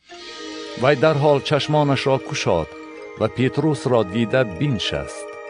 از دستش گرفته به پا خیزاند و مقدسان و بیوزنان را دعوت نموده او را به آنها زنده سپرد. این حادثه در تمام یافا آوازه شد و بسیار کسان به خداوند ایمان آوردند. چندین روز او در یافا نزد شمعون نام در باغ ماند. اعمال حواریان باب 10. در قیصریه کارنیلیوس نام مرد میرسدی فوج به نام ایتالیوی بود و با تمام اهل بیتش پرهیزگار و خدا ترس بوده به قوم صدقات بسیاری می داد و همیشه نزد خدا دعا می گفت. روزی تقریبا ساعت 9 فرشته خدا را آشکارا در رویا دید که نزد او آمده گفت: ای کورنیلیوس. او به وی نگریسته و به هراس افتاده گفت: خداوندا چی میفرمایی؟ به جواب او گفت: دعاها و صدقات تو در حضور خدا ذکر یافتند. اکنون به یافا کس فرستاده شمعون را که لقبش پتروس است دعوت نما. او نزد شمعون نام در باغی که خانه‌اش در ساحل بحر است مهمان است. او به تو خواهد گفت که تو را چی باید کرد. چون آن فرشته‌ای که با کارنیلیوس سخن گفت ناپدید شد، او 2 نفر از نوکران خود و یک سرباز پرهیزگار را از آنهایی که در خدمتش بودند دعوت نمود و تمام حادثه را با آنها نقل کرده آنها را به یافا فرستاد. فردای آن که آنها راه پیموده به شهر نزدیک می شدند، پتروس تقریبا ساعت 6 به بام خانه برآمد تا که دعا گوید. در آنجا گرسنه مانده خواست چیزی بخورد و هنگامی که برای او مهیا می کردند حالت بیخودی او را فرا گرفت و آسمان را گشاده دید و اینک ظرفی سوی او نازل می شد مانند سفره کلانی که از 4 گوشه‌اش آویزان به زمین می فرآمده باشد. در داخل آن هر گونه چاروای زمین، حیوانات وحشی، خزندگان و مرغان هوا بودند. خطابی به گوشش رسید که می گفت: ای پتروس، برخاسته ذبح کن و بخور. اما پتروس گفت: هاشا خداوندا، زیرا که هرگز چیزی حرام یا پلید نخوردم. باری دیگر خطابی به گوشش رسید که می گفت: آن که خدا پاک کرده است تو حرام مخوان. این حادثه 3 بار تکرار یافت و آن ظرف به آسمان برآمد. چون پتروس بسیار متحیر شده فکر میکرد که این رویا چی معنی داشته باشد، فرستادگان کارنیلیوس خانه شمعون را سوراخ کرده نزد دروازه آن آمدند و ندا کرده پرسیدند: آیا شمعونه که لقبش پتروس است در اینجاست؟ در صورتی که پتروس هنوز درباره رویا اندیشه می کرد، روح به او گفت: اینک 3 مرد تو را سراغ می کنند. پس برخاسته فرود آی و هیچ شبهه نکرده همراه آنها برو، زیرا که من آنها را فرستادم. پتروس نزد آدمانی که از جانب کارنیلیوس سوی او فرستاده شده بودند فرآمده گفت: منم آن کسی که سراغ میکنید. به چه کار آمده اید؟ گفتند: корнелиуси мирисад ки марди некукор ва худотарс ва назди тамоми қавми яҳудӣ некном аст, аз фариштаи муқаддас фармон гирифтааст ки туро ба хонаи худ даъват намояд ва суханонатро бишнавад. آنها را به خانه تکلیف کرده ضیافت داد و روز دیگر برخاسته همراهشان روانه شد و چند نفر از برادران که اهل یافا بودند با او رفتند. فردای آن به قیصریه رسیدند. کارنیلیوس که خویش و تبار و دوستان نزدیکش را دعوت کرده بود به آنها انتظاری داشت. وقتی که پتروس داخل خانه می شد، کارنیلیوس او را پیشواز گرفته و بر پایهایش افتاده تعظیم کرد. اما پتروس او را به پا خیزانده گفت: برخیز، زیرا که من نیز انسان هستم. با او صحبت کنان به خانه در آمده دید که مردمی بسیار جمع آمدند. با آنها گفت: شما خوب می‌دانید که به یهودی با شخص بیگانه معاشرت داشتن یا نزدیک شدن ممنوع است، ولی خدا به من دستور داد که هیچ کس را پلید یا نجس ندانم. بنابراین وقتی که دعوت شدم بیچون و چرا آمدم و اکنون میپرسم از برای چی مرا دعوت نمودید؟ کارنیلیوس گفت: 4 روز پیش از این من تا همین ساعت روزه داشتم و در ساعت 9 در خانه خود دعا می گفتم که ناگاه شخصی با لباس نورانی پیش من پیدا شد و گفت: ای کارنیلیوس، دعاهای تو مستجاب شد و صدقات تو در حضور خدا ذکر یافت. اکنون به یافا فرستاده شیمعون را که لقبش پتروس است دعوت نما. او در خانه شیمعون نام دباغ در ساحل بحر میمان است. او چون بیاید با تو سخن خواهد راند. در حال نزد تو فرستادم و تو خوب کردی که آمدی. الحال همه‌مان در حضور خدا حاضریم تا هر آنچه را که خدا به تو فرموده است بشنویم. پتروس به سخن آغاز کرده گفت: اکنون یقین دانستم که خدا روی بینی ندارد و از هر قوم هر کی از او ترسد و از روی عدالت رفتار کند در حضور او مقبول است. او کلام خود را به بنی اسرائیل فرستاده به وسیله عیسی مسیح که خداوند همه است بشارت صلح و آسایشتگی داد. شما از واقعه‌ای که در سر تا سر یهودا روی داد خبردار هستید که آن بعد از تعمیدی که یحیی موعظه نمود از جلیل آغاز شده بود. عیسی ناصری را خدا با روح القدس و قوت خود تدهین کرد و او به همه جا رفته کارهای نیک میکرد و به همه آنهایی که در قید ابلیس بودند شفا میبخشید، زیرا که خدا با او بود. ما شاهدان همه آن کارهایی هستیم که او در کشور یهودیان و در یروشلیم به جا آورد و آنها او را به صلیب آویخته کشتند. خدا او را در روز سیوم احیا کرد و او را ظاهر ساخت، اما نه بر تمام قوم، بلکه به شاهدانی که خدا پیشکی برگزیده بود، یعنی به مایان که بعد از احیا شدنش از مردگان با او خورده ایم و نوشیده ایم. و او به ما فرمود که به مردم موعظه نماییم و شهادت دهیم که خدا او را داور زندگان و مردگان تعیین کرده است. تمام انبیا بر او شهادت می دهند که هر کی به او ایمان آورد به وسیله اسم او گناههایش آمرزیده خواهد شد. این سخنان هنوز بر زبان پتروس بود که روح القدس بر همه شنوندگان کلام نازل شد و امامداران مختون که همراه پتروس آمده بودند در حیرت افتادند که عطای روح القدس به غیر یهودیان نیز جاری شده است، زیرا شنیدند که آنها به زبانها سخن رانده خدا را حمد و ثنا می‌خوانند. آنگاه پتروس گفت: آیا کسی میتواند به آنهایی که روح القدس را مثل ما نیز یافته‌اند با آب تعمید گرفتن را منع کند؟ و فرمود که آنها را به اسم عیسی مسیح تعمید دهند و از او خواهش کردند که یک چند روز نزد آنها بماند. اعمال حواریان باب 11.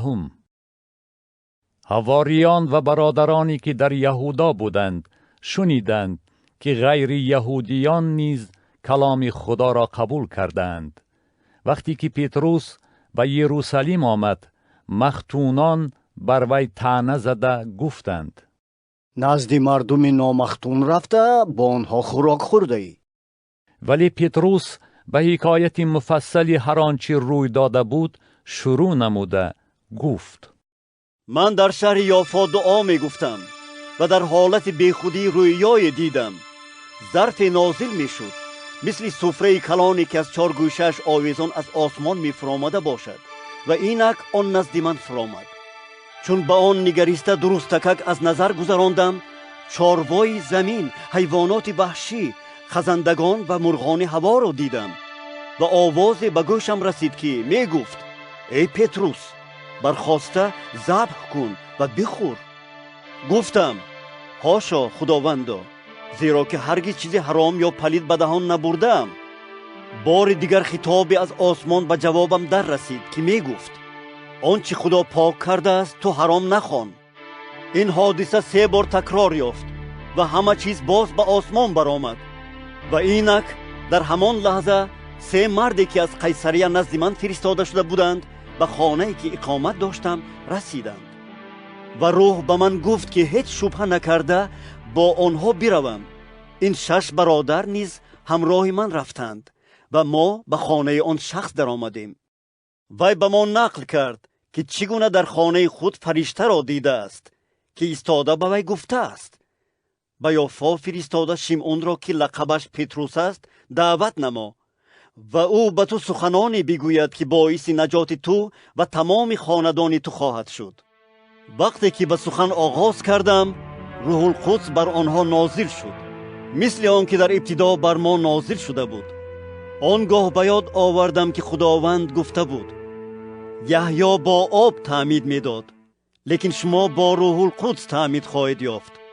پس مادامی که خدا به آنها همان بخشایش را عطا کرده است که به ما عطا کرد، وقتی که به عیسی مسیح خداوند ایمان آوردیم، من کیستم که توانم به خدا مانع شوم؟ وقتی که این را شنیدند آرام شدند و خدا را حمد و ثنا خوانده گفتند: در حقیقت خدا به غیر یهودیان نیز توبه حیات بخش را عطا کرده است. در این میان به سبب تعقیباتی که بعد از استیفانوس به عمل آمد، بسیار کسان پراکنده شده تا فینیقیه و قبریس و انتیاخیه رسیدند و آنها کلام را به هیچ کس غیر از یهودیان موعظه نمی کردند. لیکن بعضی از آنها که از اهل قبریس و قورین بودند به انتیاخیه رسیده با یونانیان گفتگوی کردند و از عیسی خداوند بشارت دادند و دست خداوند بر آنها بود و شماره بزرگ ایمان آورده به خداوند رجوع کردند. وقتی که آوازه این به گوش اهل کلیسای یروشلیم رسید، برنبا را به انتیاخیه فرستادند.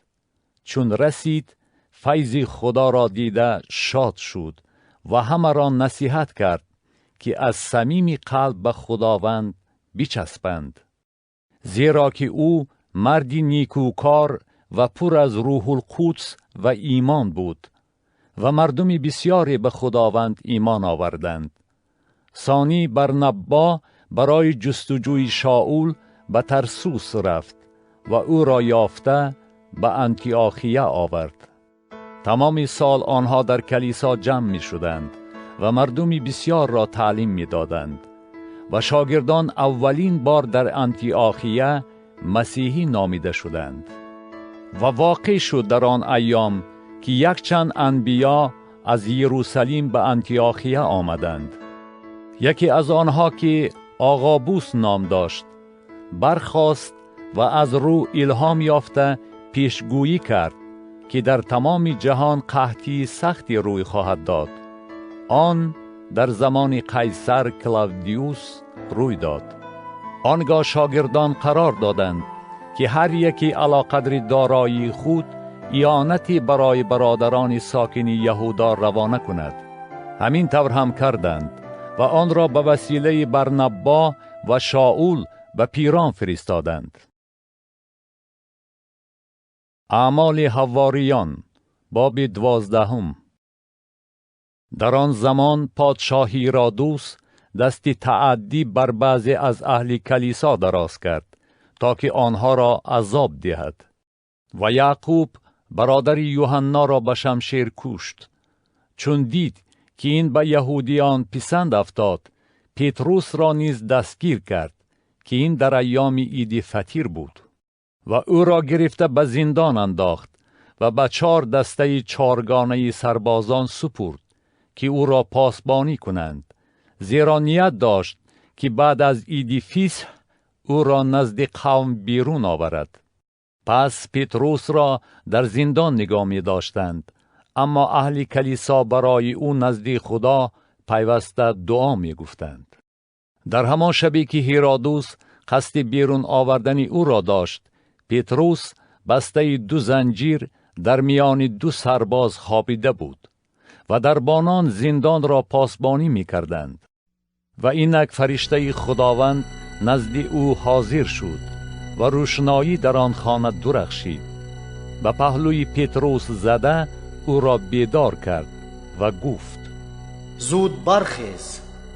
در حال زنجیرها از دستهایش افتاد. فرشته به او گفت: کمری خود را ببند و کفش بر پای کن.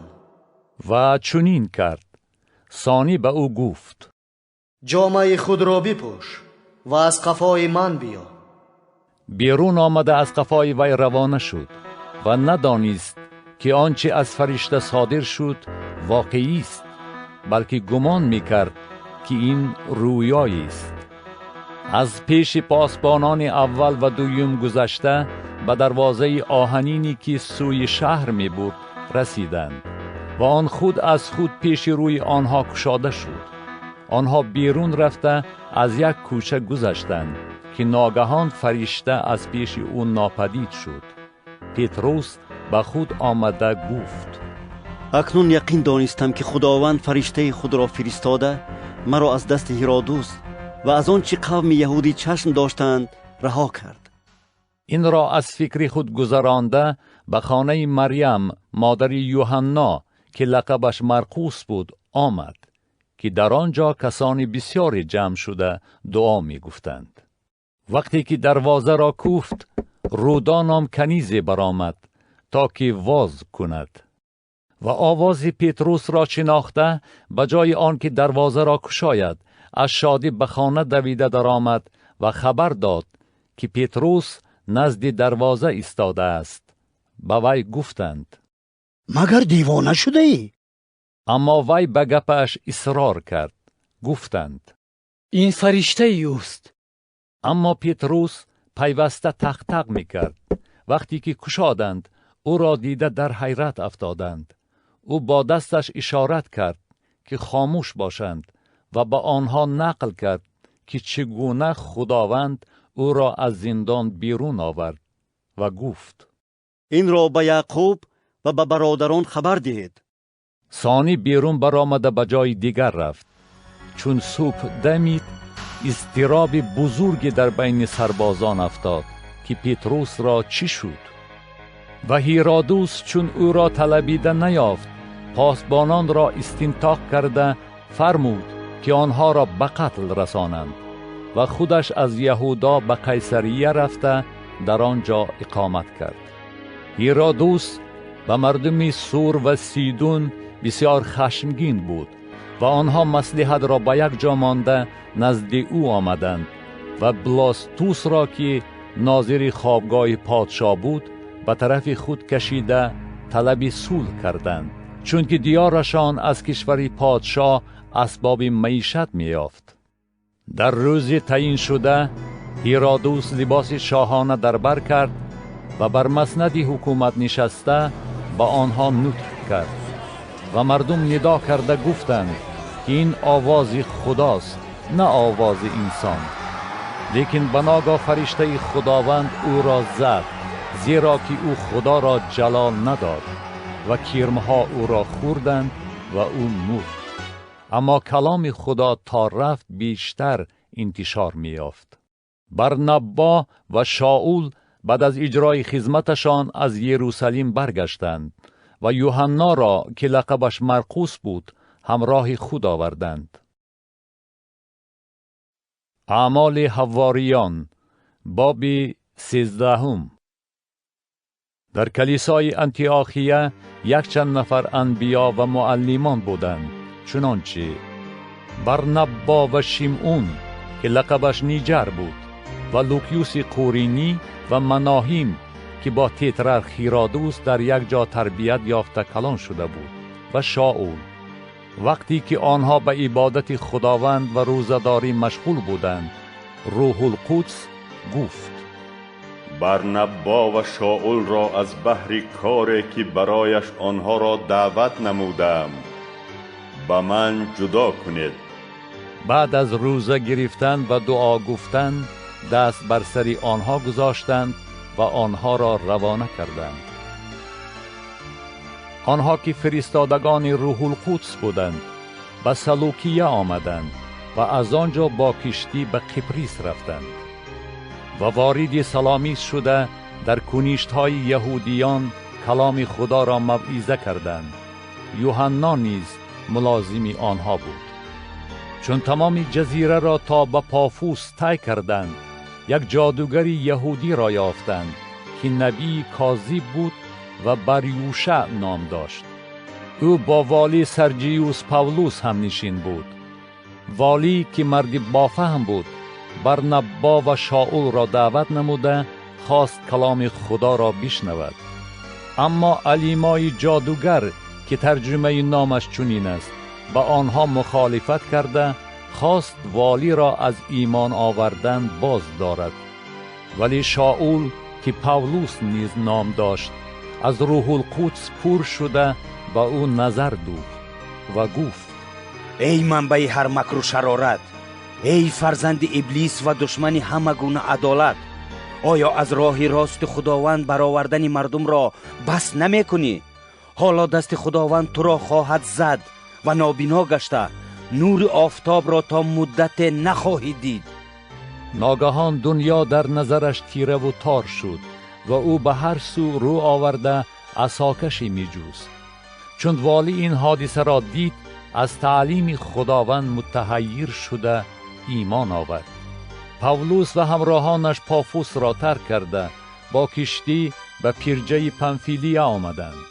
اما یوحنا از آنها جدا شده به یروشلیم برگشت. آنها از پیرجه گذشته به انتیاخیه پیسیدیه رسیدند و روز شنبه به کنیش در آمده نشستند. بعد از قرائت تورات و صحف انبیا سرداران کنیش نزد آنها کس فرستاده گفتند: ای برادران عزیز، اگر کلام نصیحت آمیز برای قوم داشته باشد بگویید.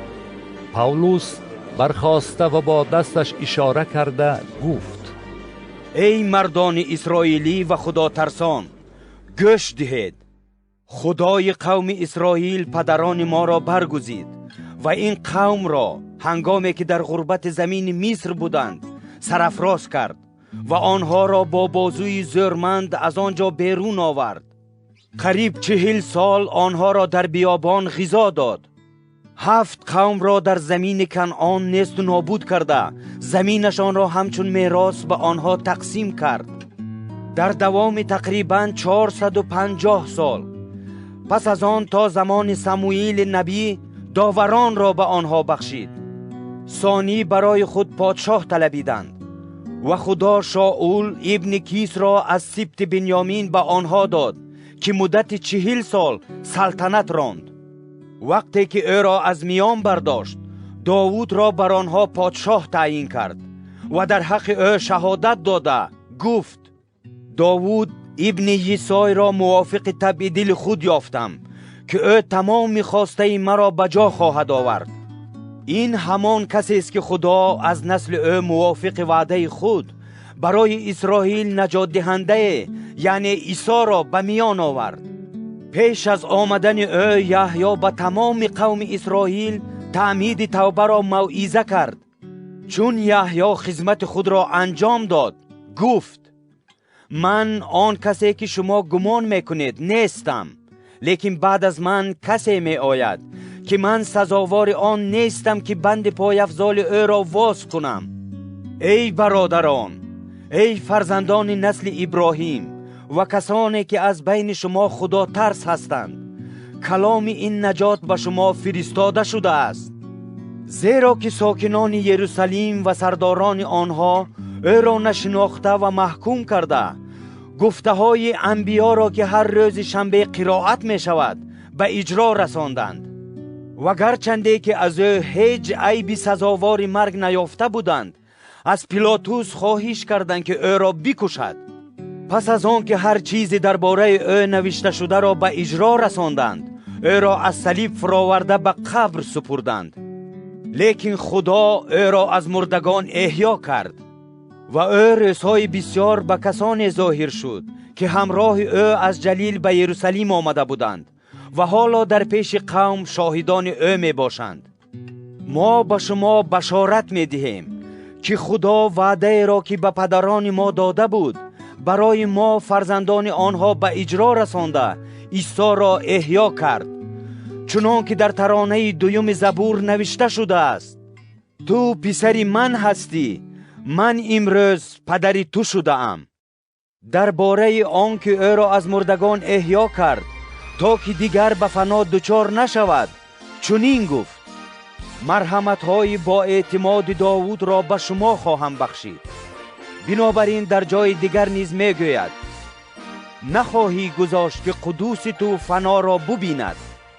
داوود در زمان خود با اراده خدا خدمت کرده وفات یافت و به پدران خود پیوست و فنا را دید. اما آن کسی که خدا او را احیا کرد فنا را ندید. پس ای برادران، به شما معلوم باد که به واسطه او به شما آمرزش گناه ها اعلان می شود و از هر چیزی که به وسیله شریعت موسی سفید شده نتوانستید، هر ایماندار به وسیله او سفید خواهد شد. پس احتیاط باشید، مبادا آنچه در صحف انبیا گفته شده است به شما روی دهد. ای نفرت کنندگان، بینگرید و تعجب نمایید و نیست شوید، زیرا که من عملی را در ایام شما صادر می نمایم، عملی که اگر کسی آن را به شما نقل می کرد باور نمی کردید. وقتی که یهودیان از کنیشت برآمدند، غیر یهودیان خواهش کردند که روز شنبه آینده نیز این سخنان را به آنها بگویند. چون اهل کنیشت پراکنده شدند، بسیاری از یهودیان و آنهایی که چندی پیش دین یهودی را قبول کرده بودند از پی پاولوس و برنبا رفتند و این دو نفر به آنها سخن گفته ترغیب می نمودند که در فیض خدا استوار باشند. روز شنبه دیگر قریب تمام اهل شهر جمع آمدند تا که کلام خدا را بشنوند. ولی چون یهودیان ازدحام مردم را دیدند، از حسد پر گشتند و کفر گفته و سخنان پاولوس مخالفت کردند. آنگاه پاولوس و برنبا دلیر شده گفتند: واجب بود که کلام خدا اول به شما موعظه کرده شود، لیکن از بس که شما آن را رد کردید و خود را شایسته حیات جاودانی ندانستید، بنابراین ما به غیر یهودیان رو می آوریم. زیرا که خداوند به ما چنین امر فرموده است: تو را نور خلقها گرداندم تا که تو تا اقصای زمین وسیله نجات باشی. وقتی غیر یهودیان این را شنیدند، شاد شده کلام خداوند را حمد و ثنا خواندند و همه آنهایی که برای حیات جاودانی پیشکی تعیین شده بودند ایمان آوردند و کلام خداوند در تمام آن سرزمین انتشار یافت. یهودیان زنان دیندار و عزتمند و اکابر شهر را به شور آورده برای تعقیب کردن پاولوس و برنبا برانگیختند و آنها را از آن ناحیه راندند. اما این دو نفر غبار پایهای خود را بر آنها افشانده به ایقونیه روانه شدند و شاگردان از شادی و روح القدس پر شدند. اعمال حواریان باب 14.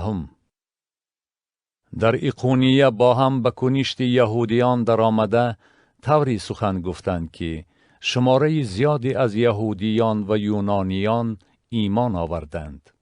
اما یهودیانی که ایمان نآورده بودند دلهای غیر یهودیان را شورانیده به مقابل برادران برانگیختند.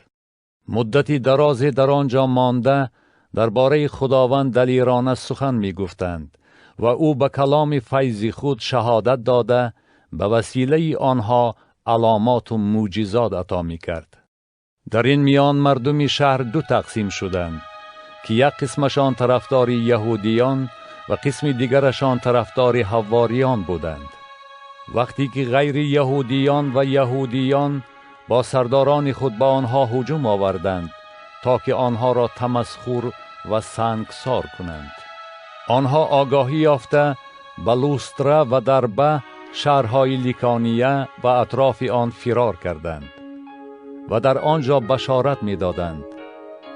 در لوسترا مردی نشسته بود که پایهایش بی حرکت بود و از شکم مادر لنگ بوده هرگیز راه نرفته بود. وی سخن پاولوس را می شنید. پاولوس به وی نگریسته و چون دید که ایمان به شفا دارد با آواز بلند به وی گفت: بر پایهای خود راست بیست. وی در حال جسته خیست و به راه رفتن در آمد. وقتی که مردم این عمل پاولوس را دیدند آواز خود را بلند کرده به زبان لیکانی گفتند: خدایان به صورت انسان نزد ما فرآمدند. برنبا را زیفس و پاولوس را هرمیس نامیدند، زیرا که او سروری ناطقان بود.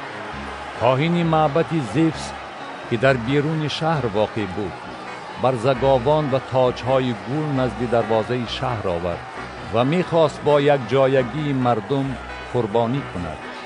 همین که حواریان برنبا و پاولوس این را فهمیدند، جامه های خود را درانیده به میان مردم دویده در آمدند و فریاد زده گفتند: ای مردان، چرا چنین میکنید؟ ما نیز مثل شما آدمان ناقص هستیم و به شما بشارت میدهیم که از بت‌های خود گشته به خدای حی رجوع نمایید که او آسمان و زمین و بحر و آنچه را که در آن هاست آفریده است و در نسل‌های پیشینه همه خلق‌ها را گذاشته است که موافق طریقت خود رفتار کنند. گرچنده که همیشه با نیکی‌هایش از وجود خود شهادت داده به ما از آسمان باران می‌باراند، فصلهای بارآور می‌بخشد، به ما غذا می‌دهد و دلهای ما را از شادمانی پر می‌کند. با این سخنان مردم را از قربانی کردن برایشان به زور باز داشتند. در این میان از انتیاخیه و ایقونیه یهودیان رسید آمدند و مردم را برانگیخته پاولوس را سنگسار کردند و به گمان آن که مرده است از شهر بیرون کشیدند. وقتی که شاگردان در گردی او جمع آمدند برخاسته به شهر درآمد و فردای آن با برنبا سوی دربه روانه شد. در این شهر نیز بشارت داده شاگردان زیادی پیدا کردند و باز به لوسترا، ایقونیه و انتیاخیه وارد شدند و دلهای شاگردان را تقویت داده پند می گفتند: در ایمان استوار باشید، زیرا که ما باید با مصیبت‌های بسیار داخل ملکوت خدا گردیم. در هر کلیسا برای آنها پیران را تعیین کردند و با دعا و روزه آنها را به خداوندی که به او ایمان آورده بودند سپردند. از پیسیدیه گذشته به پنفیلیه آمدند و در پیرجه کلام خداوند را موعظه نموده به اتالیه فرآمدند. باز به کشتی سوار شده به انتیاخیه رفتند که در همانجا آنها به خاطر خدمتی که به جا آوردند به فیض خدا سپرده شده بودند. چون رسیدند اهل کلیسا را جمع آورده از آنچه خدا با آنها به عمل آورده بود و چگونه او دروازه ایمان را بر روی غیر یهودیان گشاده بود نقل کردند و مدتی درازی در آنجا با شاگردان ماندند. اعمال حواریان باب 15. بعضی کسان از یهودا آمده و برادران را تعلیم داده می گفتند: اگر موافق آیین موسی ختنه نشوید نجات یافته نمی توانید. پس از آن که پولس و برنبا با آنها مناظره و مباحثه های بسیاری کردند، قرار داده شد که پولس و برنبا و چند نفر دیگر از آنها برای حل این مسئله نزد حواریان و پیران به یروشلیم بروند. اهل کلیسا آنها را گسیلاندند و هنگامی که آنها از فینیقیه و سامریه می گذشتند، ایمان آوردن غیر یهودیان را حکایت کردند و این خبر همه برادران را به غایت شاد گرداند. چون به یروشلیم رسیدند، اهل کلیسا، حواریان و پیران آنها را پذیرایی کردند و آنها از آنچه خدا با آنها به عمل آورده بود نقل کردند. بعضی از فریسیان که ایمان آورده بودند برخاسته گفتند که آنها را باید ختنه کرده امر فرمایند که شریعت موسی را رعایت کنند. حواریان و پیران جمع شدند تا که این مسئله را محاکمه نمایند. بعد از محاکمه بسیار، پتروس برخاسته به آنها گفت: ای برادران، شما می دانید که از روزهای اول خدا از میان همه ما مرا برگزید تا که غیر یهودیان کلام انجیل را از زبان من بشنوند و ایمان آورند. خدای عارف القلب به آنها به چنین وسیله شهادت داد که روح القدس را به آنها نیز بخشید، چنان که به ما بخشیده است.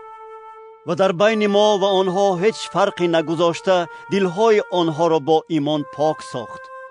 پس چرا اکنون خدا را آزموده بر گردن شاگردان یوغی می اندازید که آن را هم پدران ما و هم ما برداشته نتوانسته بودیم؟ لیکن ما به فیض عیسی مسیح خداوند اعتقاد داریم و نجات می یابیم، همچنان که آنها نیز. آنگاه تمام اهل مجلس ساکت شده به حکایت برنبا و پولس درباره علامات و معجزاتی که خدا در میان غیر یهودیان به وسیله آنها به عمل آورده بود گوش دادند. همین که نطق آنها به آخر رسید، یعقوب به سخن آغاز کرده گفت: ای برادران، به من گوش دهید. شمعون فهمانده داد که چگونه خدا اول به غیر یهودیان نظر انداخت تا که از میان آنها قوم به اسم خود بگیرد.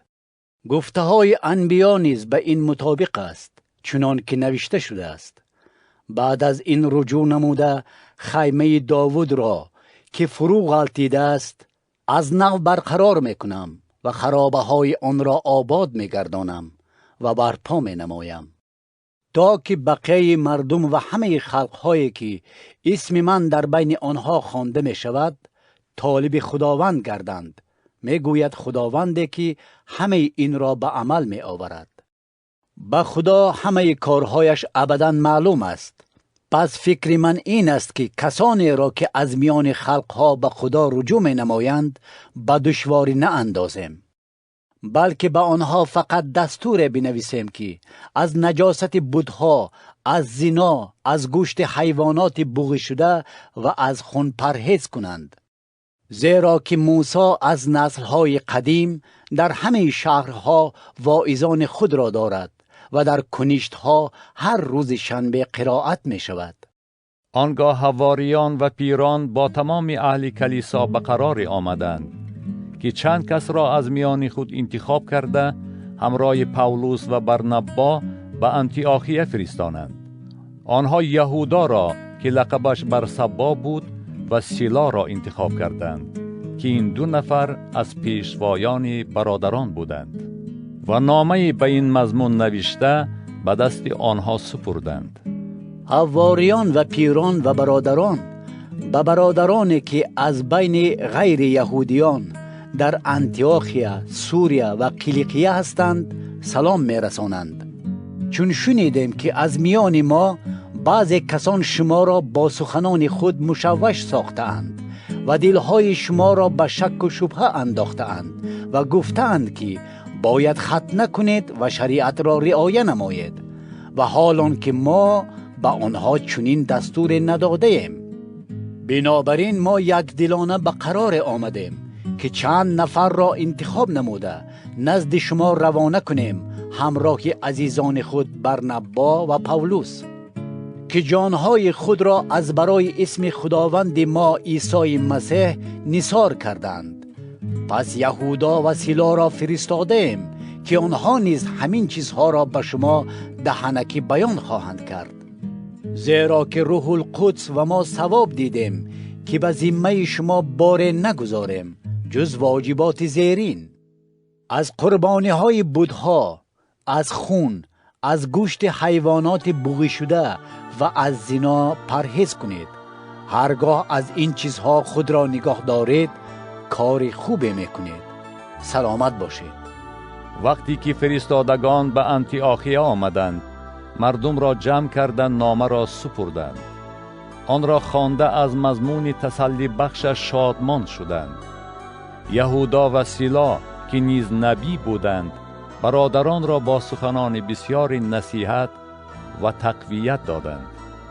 بعد از آن که مدتی در آنجا ماندند، برادران آنها را به سلامتی نزد حواریان روانه کردند، ولی سیلا در آنجا ماندنی شد.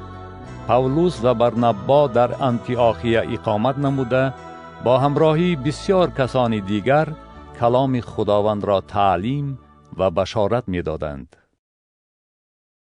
چون یک چند روز گذشت، پولس به برنبا گفت: اکنون گشته رویم و در هر شهری که کلام خداوند را موعظه کرده بودیم برادران خود را ببینیم که احوالشان چگونه است.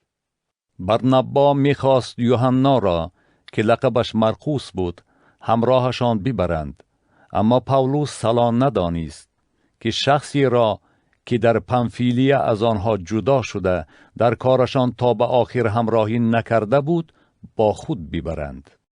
به این سبب نزاعی به میان آمده تا به حدی رسید که آنها از یکدیگر جدا شدند و برنبا مرقس را همراه خود گرفته با کشتی به قبرس رفت و پولس برای خود سیلا را انتخاب کرد و همین که برادران او را به فیض خدا سپردند رو به سفر نهاد و به سوریه و کلیقیه گذشته کلیساها را تقویت می کرد. اعمال حواریان باب 16. به دربه و لوستره آمد و اینک تیماتیوس نام شاگردی در آنجا بود که مادرش یهودی زنی ایماندار لیکن پدرش یونانی بود و برادران ساکن لوستره و ایقونیه او را تعریف می کردند. پولس میل داشت او را همراه خود ببرد و او را گرفته به خاطر یهودیانی که در آن ناحیه بودند ختنه کرد، زیرا که همه پدرش را می شناختند که وی یونانی بود. آنها در هر شهری که می گشتند دستورهای را که حواریان و پیران در یروشلیم قرار داده بودند با آنها می سپردند تا که از روی آن دستورها عمل کنند. کلیساها در ایمان مستحکم می شدند و شمارهشان روز به روز می افزود. وقتی که از فریجیه و کشور غلاطیه می گذشتند، روح القدس آنها را نگذاشت که کلام را در ولایت آسیا موعظه نمایند.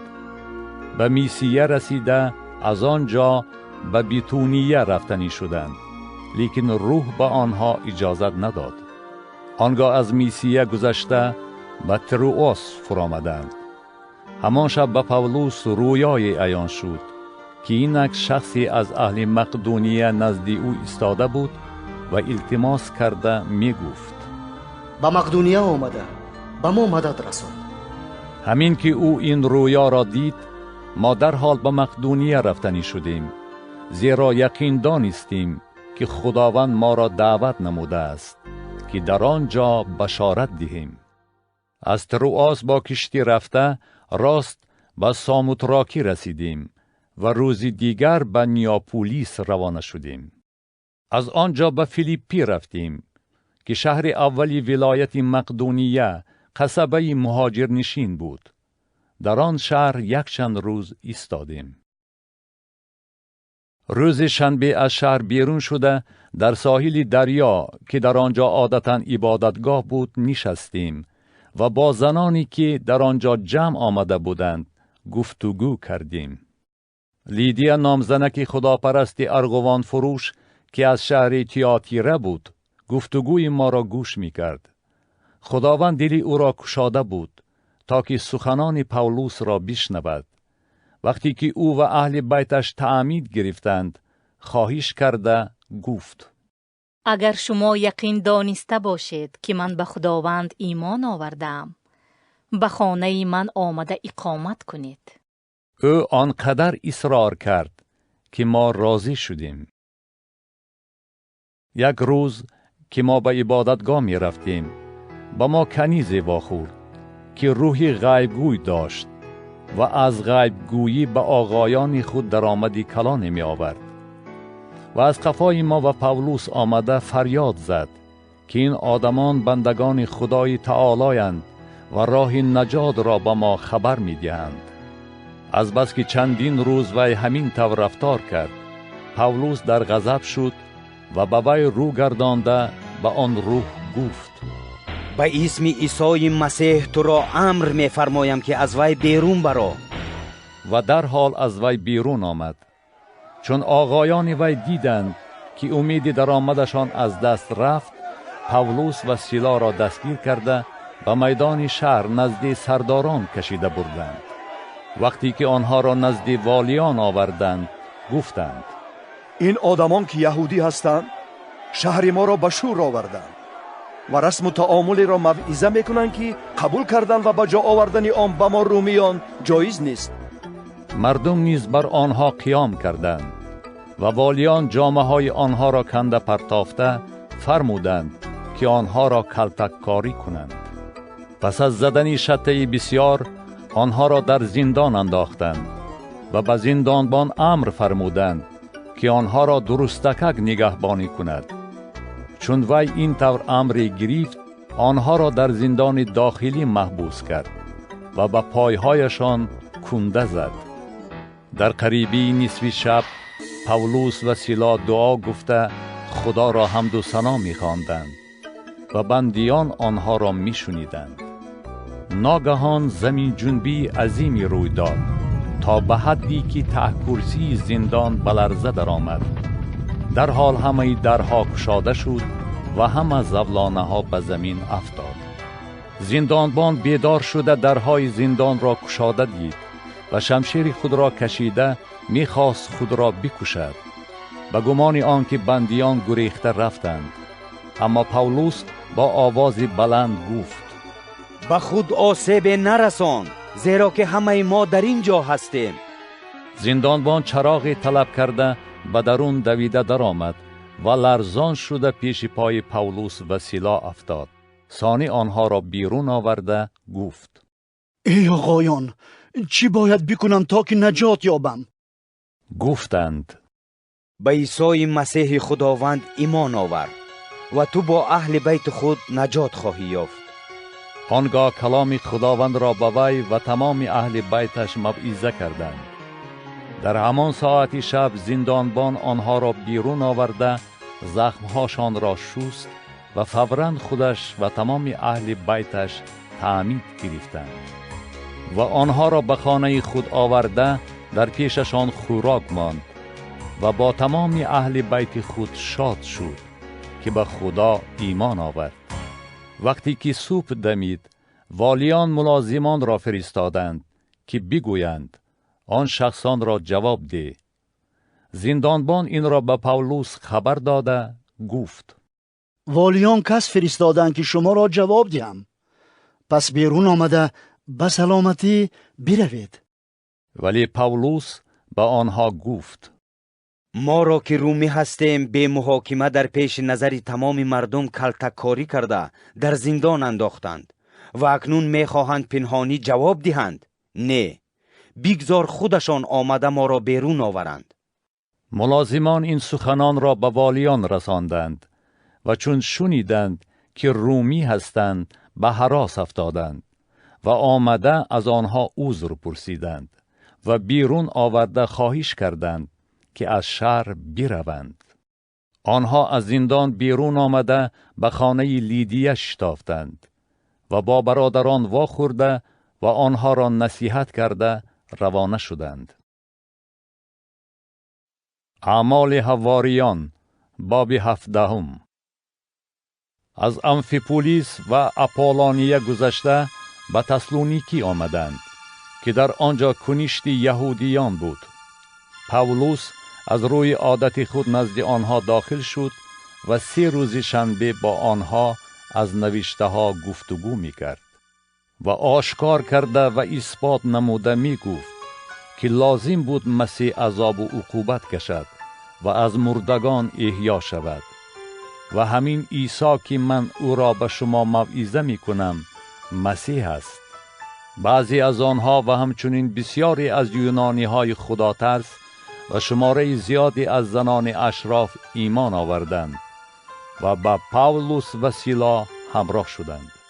اما یهودیانی که ایمان نآورده بودند حسد بردند و چند نفر نابکاران را از بازار گرفته ازدحامی جمع کردند و شهر را به شور آوردند و به خانه یاسون تاخته خواستند آنها را نزد جماعت بیرون آورند.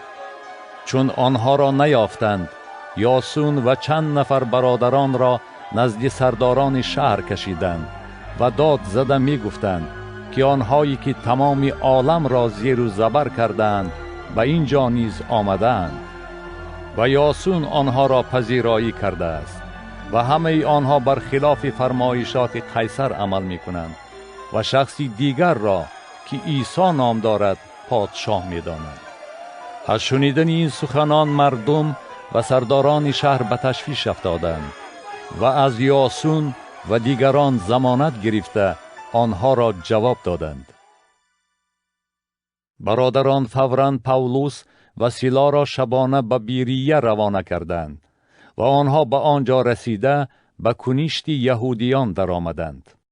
یهودیان آنجا نظر به اهل تسالونیکی روشن فکرتر بودند.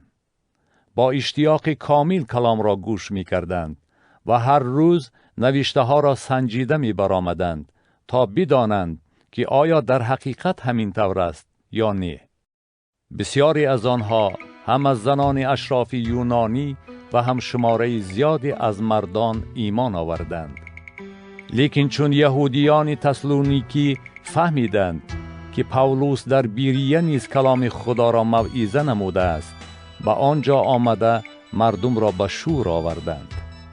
در حال برادران پاولوس را سوی بحر روانه کردند، ولی سیلا و تیماتیوس در آنجا ماندند.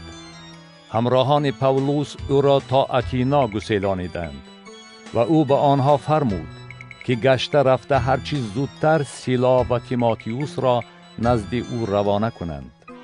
هنگامی که پاولوس در اتینا به آنها انتظاری داشت، چون دید که این شهر از بت‌ها پر است، روحش در درونش مضطرب شد. بنابراین در کنشت با یهودیان و خدا ترسان و در بازار هر روز با هر کی وامی خورد گفتگو می کرد. بعضی از فیلسوفان اپیکوری و ایستایی با او مناظره می کردند یا خیلشان می گفتند این لقی چی می خواهد بگوید؟ دیگرها می گفتند ظاهراً او خداهای بیگانه را موعظه می کند، زیرا که او به آنها از عیسی و احیا بشارت می داد. او را دستگیر کرده به آریوپاگوس که کوه داوران است آوردند و گفتند آیا ممکن است ما بدانیم که این طریقت نوی که تو موعظه می نمایی چیست؟ از بس که سخنانت به گوش ما عجیب می رسد، بنابراین می خواهیم بدانیم که آنها چی معنا دارند. زیرا که تمام اهل اتینا و اجنبیان ساکن آنجا وقتی خود را از همه زیادتر در گفتن و شنیدن یگان گپی تازه می گذراندند. آنگاه پاولوس در میان جای آریوپاگوس ایستاده گفت ای مردان اتینا، شما را از هر جهت بسیار دیندار یافتم، زیرا که چون گشت و گذار کرده عبادتگاه های شما را از نظر می گذراندم، مذبحی دیدم که بر آن نوشته شده است به خدای ناشناس. پس همان را که شما می پرستید ولی نمیشناسید، من به شما موعظه می نمایم. خدایی که عالم و تمام موجودات آن را آفریده است خداوند آسمان و زمین است و در معبدهای ساخته دست انسان ساکن نیست و به خدمت دستهای آدمی احتیاج ندارد، زیرا که خودش حیات و نفس و هر چیز را به همه می بخشد. همه قومهای نسل آدمیزاد را او از یک خون به وجود آورده است تا که بر تمام روی زمین ساکن شوند و برای سکونت آنها مهلت‌ها و حدود معین پیشکی مقرر کرده است تا که آنها خدا را جستجو کنند و شاید او را یابیم گویان کورکورانه دست کرده نگردند، گرچنده که او از هیچ یکی از ما دور نیست، زیرا که ما در او زندگی و حرکت میکنیم و وجود داریم. چنان که بعضی از شاعران شما نیز گفتند ما فرزندان او هستیم. پس مادامی که همه ما فرزندان خدا هستیم نباید گمان کنیم که الهیت مانند است به طلا یا نقره یا سنگی که از صنعت و خیال انسان صورت گرفته است. خلاص حالا خدا از زمانهای جهالت صرف نظر کرده در هر جا به همه آدمان امر می فرماید که توبه کنند، زیرا که او روزی را مقرر نموده است که اهل جهان را به وسیله مردی که برگزیده اوست از روی انصاف داوری کند و برای آن که این را به همه اثبات نماید او را از مردگان احیا کرد. وقتی که ذکر احیای مردگان را شنیدند، بعضی کسان تمسخر کردند و بعضی دیگران گفتند در این باره دفعه دیگر به سخنان تو گوش خواهیم داد. با همین پاولوس از میان آنها بیرون آمد، ولی یک چند کس به او همراه شده ایمان آوردند. در بین آنها دیونیسیوس اریوپاگی و دامریس نام زنی و دیگران بودند. اعمال حواریان باب 18. بعد از این پاولوس اتینا را ترک کرده به قرینتوس آمد. در آنجا اکیلا ناممردی یهودی که زادگاهش پانتوس بوده به قریبی با همسرش پریسکیلا از ایتالیا آمده بود، زیرا کلاودیوس فرمان داده بود که همه یهودیان از روم بروند و پاولوس با آنها شناسایی پیدا کرد و نزد آنها آمد و از بس که مانند آنها هنری خیمه دوزی داشت نزد آنها مانده به کار مشغول شد. هر روزشان به او در کنیش سخن رانده سعی کوشش می نمود که یهودیان و یونانیان را معتقد گرداند. وقتی که سیلا و تیماتیوس از مقدونیه آمدند، پاولوس از روح الهام یافته به یهودیان شهادت دادن گرفت که عیسی مسیح است. اما از بس که آنها مخالفت و بدزبانی می کردند، دامن خود را بر آنها افشانده گفت خونتان به گردنتان، من از آن مبرا هستم. من بعد نزد غیر یهودیان خواهم رفت. از آنجا رفته نزد یوستوس نام شخص خداترسی آمد که خانه وی در شفت کنیشت بود. کریسپوس که سردار کنیشت بود با تمام اهل بیتش به خداوند ایمان آورد و بسیاری از قرینتیان چون شنیدند ایمان آوردند و تعمید گرفتند. خداوند یک شب در رویا به پاولوس گفت نترس، بلکه سخن بگو و خاموش نباش، زیرا که من با تو هستم و هیچ کس به تو آسیب نخواهد رساند، چون که من در این شهر مردم بسیاری دارم. به این سبب او 1 سال و 6 ماه در آنجا مانده کلام خدا را به آنها تعلیم داد. در این میان وقتی که غالیون والی آخاییه بود، یهودیان یک دل شده به پاولوس هجوم کردند و او را به محکمه کشیده آوردند و گفتند این شخص مردم را اغوا می دهد که عبادت خدا را بر خلاف شریعت بجا آورند. پاولوس هنوز حرفی نزده بود که غالیون به یهودیان گفت ای یهودیان، اگر آزار یا کردار بد به وقوع می آمد برای من اساسی می بود که عرض شما را بشنوم، ولی مادامی که سخن درباره کلمات و نامها و شریعت شما می رود، خودتان باید آن را یک طرفه کنید من در این بابت داوری نخواهم کرد. و آنها را از محکمه پیش کرد. همه یونانیان سردار کنیشت سوستینس را دستگیر کرده در نزد محکمه کله کوبه کردند و غالیون و این هیچ پروا نکرد. پاولوس باز چندین روز در آنجا ایستاد. آن وقت با برادران خیرم معذور کرد و با کشتی به سوریه روانه شد و پریسکیلا و اکیلا را همراه خود بود و در کنخریه میسر گرفت، چون که نظر کرده بود. وقتی که به افسوس رسیدند، آنها را در آنجا مانده خودش به کنیشت درآمد و با یهودیان سخنرانی کرد. از او خواهش کردند که مدتی با آنها بماند، لیکن او راضی نشد و با آنها خیر و معذور کرده گفت: من باید عید در پیش ایستاده را حتما در یروشلیم گذرانم. بعد از آن خدا خواهد باز نزد شما خواهم برگشت. و افسوس را ترک کرد. به قیصریه رسیده به یروشلیم رفت و اهل کلیسا را تبریک و احوال پرسی کرده به انتیاخیه روانه شد. مدت در آنجا ایستاده باز به سفر رفت و در کشور غلاطیه و فریجیه گشته همه شاگردان را تقویت می کرد. اپولوس نام یهودی از اهل اسکندریه که شخصی سخنور و از نوشته ها خبردار بود به افسوس رسید. او در طریق خداوند تربیت یافته بود و با جوش و خروش روح سخن رانده درباره عیسی به خوبی تعلیم میداد، گرچندی که فقط از تعمید یحیی آگاهی داشت. او در کنیش دلیرانه سخن راندن گرفت. چون اکیلا و پریسکیلا سخنانش را شنیدند، او را نزد خود آوردند و طریق خداوند را به او درستکک فهماندند. وقتی که او عزم سفری آخائیه کرد، برادران به شاگردان نوشتند که او را پذیرایی کنند. چون به آنجا رسید، به کسانی که به فیض الهی ایمان آورده بودند یاردمی بسیار داد، زیرا که با قوت تمام در پیش نظر همه با یهودیان بحث و مناظره کرده از روی نوشته ها اثبات می نمود که عیسی مسیح است. اعمال حواریان باب 19.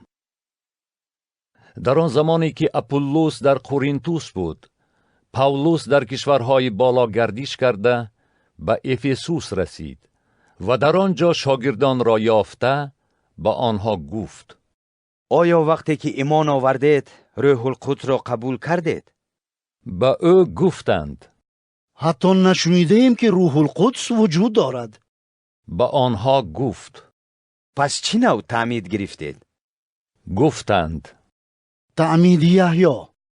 پاولوس گفت: تعمیدی که یحیی میداد تعمید توبه بود و او به مردم می گفت به آن کسی که بعد از من می آید، یعنی به عیسی مسیح ایمان آورید. چون این را شنیدند، به اسم عیسی خداوند تعمید گرفتند. و هنگامی که پاولوس دستهای خود را بر سر آنها نهاد، روح القدس بر آنها نازل شد و به زبانها سخن رانده نبوت کردند. آنها تقریباً 12 نفر بودند. مدت 3 ماه او به کنیشت در آمده ناترس موعظه می نمود و درباره ملکوت خدا مصاحبه می کرد و دلیل ها می آورد.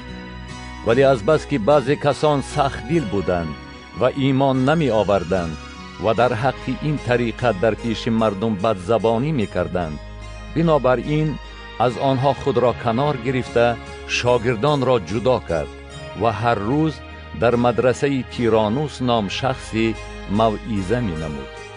این تقریباً 2 سال دوام کرد، به طوری که همه ساکنان ولایت آسیا، هم یهودیان و هم یونانیان، کلام عیسی خداوند را شنیدند. خدا به وسیله پاولوس معجزات بزرگی به عمل می آورد، تا به حدی که دستمالها و فوطه‌های به بدن او رسیده را برده بر بیمارها می گذاشتند و بیماری آنها نیست می شد و ارواح خبیث از آنها بیرون می رفت. حتی بعضی از عزایم خانهای آوارگردی یهودی هم بر آنهایی که مبتلای روح خبیث بودند اسم عیسی خداوند را ذکر کرده می گفتند: شما را به عیسی که پاولوس موعظه می نماید قسم می دهم. 7 نفر پسران اسکیوا نام شخصی که یکی از سرکاهنان یهودی بود همین طور عمل می کردند. اما روح خبیث در جواب آنها گفت: عیسی را می شناسم، پاولوس را نیز می دانم، لیکن شما کیستید؟ مردی که روح خبیث داشت با چنان قوتی به آنها در افتاد که همه مغلوب شدند و در حالتی که برهنه و مجروح بودند از آن خانه گریختند. این واقعه به گوش همه یهودیان و یونانیان ساکن افسوس رسیده همه را به هراس انداخت و اسم عیسی خداوند در میان آنها بیشتر عزت و اکرام پیدا کرد. بسیاری از ایمانداران آمده اعمال خود را اقرار و آشکار می کردند. بسیاری از آنهایی که به جادوگری مشغول بودند کتابهای خود را آورده در پیش نظر همه سوزاندند. وقتی که ارزش آنها را حساب کردند معلوم شد که برابر 50,000 درهم است. کلام خدا همین طور قوت می گرفت و انتشار می یافت. پس از انجام این چیزها پاولوس در دل خود عزم کرد که از مقدونیه و آخاییه گذشته به یروشلیم برود و گفت: بعد از رفتنم به آنجا روم را نیز باید ببینم. از ملازمانش 2 نفر را یعنی تیماتیوس و ارسطوس را به مقدونیه روانه کرده خودش مدتی در ولایت آسیا بماند.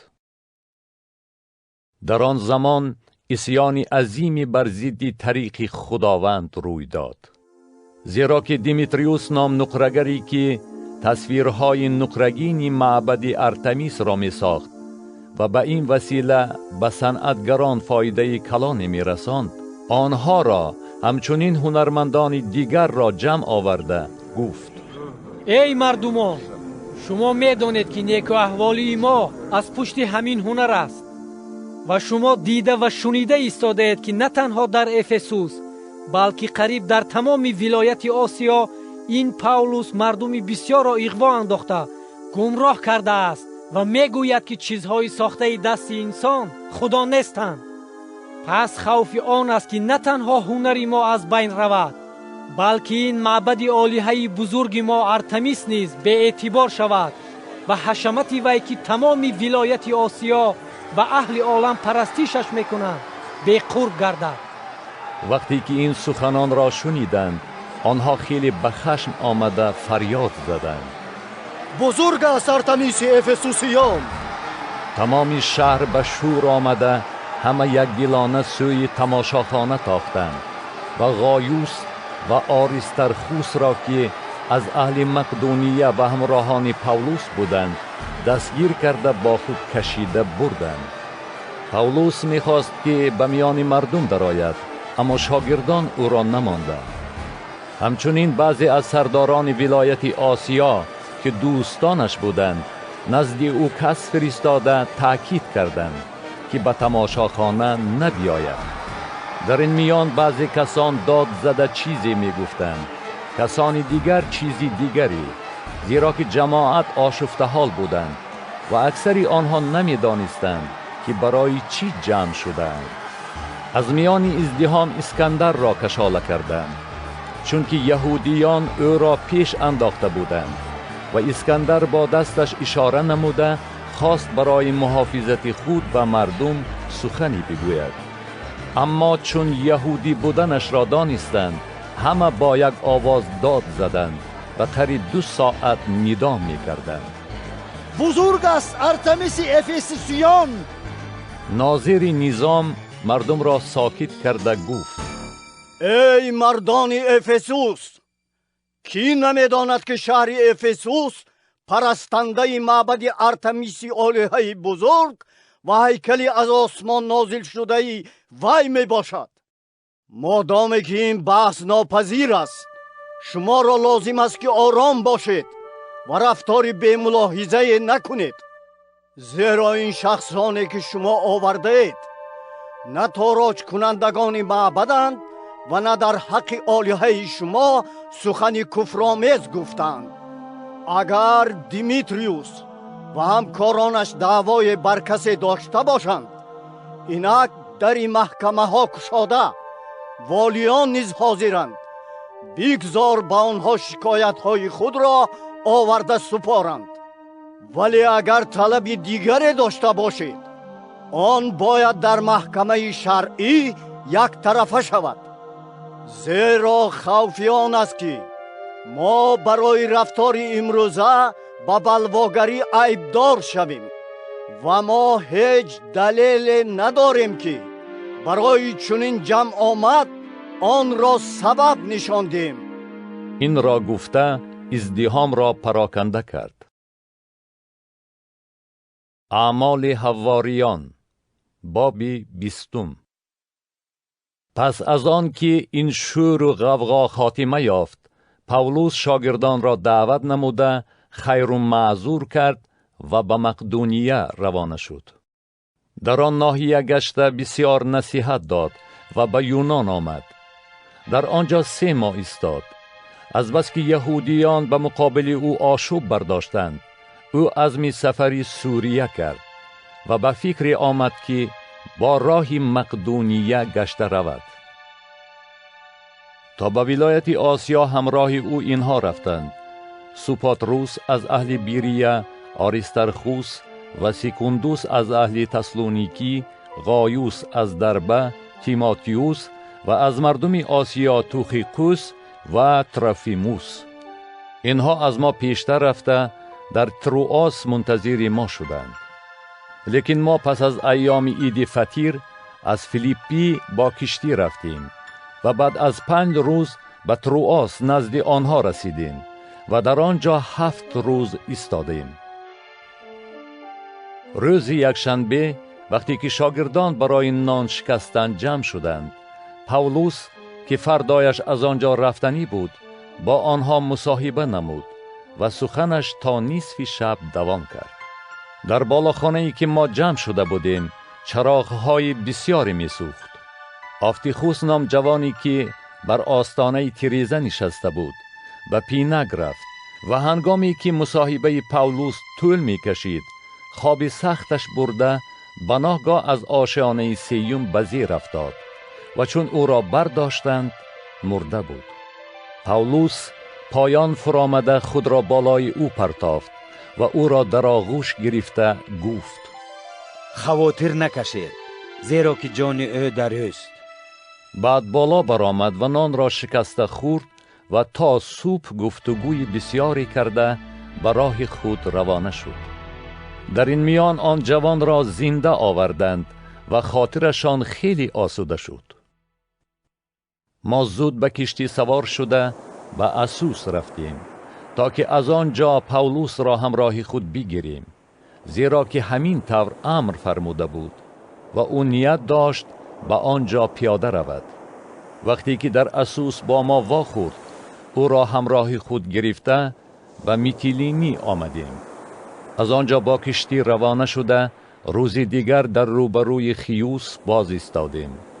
روز 3 به ساموس رسیدیم و در تروجیلیون ایستاده فردای آن وارد میلیتوس شدیم، زیرا که پولس نیت داشت از پهلوی افسوس گذشته رود تا که در ولایت آسیا درنگ نکند، چون که او تعجیل می نمود که به قدر امکان در عرفه عید پنتیکاست در یروشلیم باشد. از میلیتوس به افسوس کس فرستاده پیران کلیسا را دعوت نمود و هنگامی که نزد او آمدند با آنها گفت: شما میدانید که از روز اولی به آسیا قدم ماندنم در تمام وقتی که با شما بودم من چگونه رفتار کردم.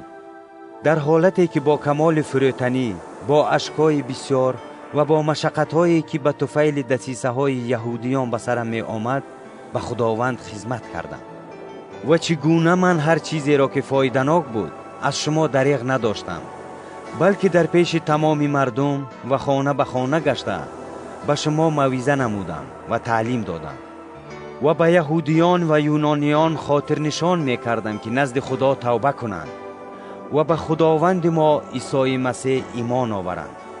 و اینک حالا با تقاضای روح به یروشلیم می روند و از آنچه در آنجا به سرم خواهد آمد چیزی نمی دانم جز این که روح القدس در هر شهر شهادت داده می گوید که زنجیرهای اسارت و عقوبتها برای من مهیاست. لیکن به این چیزها نگاه نمی کنم و جان خود را عزیز نمی دارم، بلکه مراد من فقط این است که وظیفه خود را و آن خدمتی را که عیسی خداوند به من سپرده است، یعنی موعظه انجیل فیض خدا را به خوشی انجام دهم. و الحال این را می دانم که همه شما که در بینتان گشته ملکوت خدا را موعظه نمودند دیگر روی مرا نخواهید دید. بنابراین امروز به شما شهادت می دهم که من از خون همه‌تان مبرا هستم، زیرا که هیچ یک فرصت را از دست ندادم که به شما تمام اراده خدا را بفهمانم. پس نگاهبان خودتان و نگاهبان تمام آن رمه باشید که روح القدس شما را برای نظارت کردن آن تعیین نموده است، تا که کلیسای خدا را که او با خون خود خریده است بچرانید. زیرا من می دانم که بعد از رفتن من گرگ‌های درنده به میان شما خواهند آمد که بر عمل رحم نخواهند کرد. از میان خودتان نیز شخصان پیدا خواهند شد که سخنان کج خواهند گفت تا که شاگردان را از عقیب خود بکشند. بنابراین هوشیار باشید و در خاطر نگاه دارید که چگونه من در دوام 3 سال روزانه و شبانه اشک ریخته هر یکی از شما را تعلیم دادم.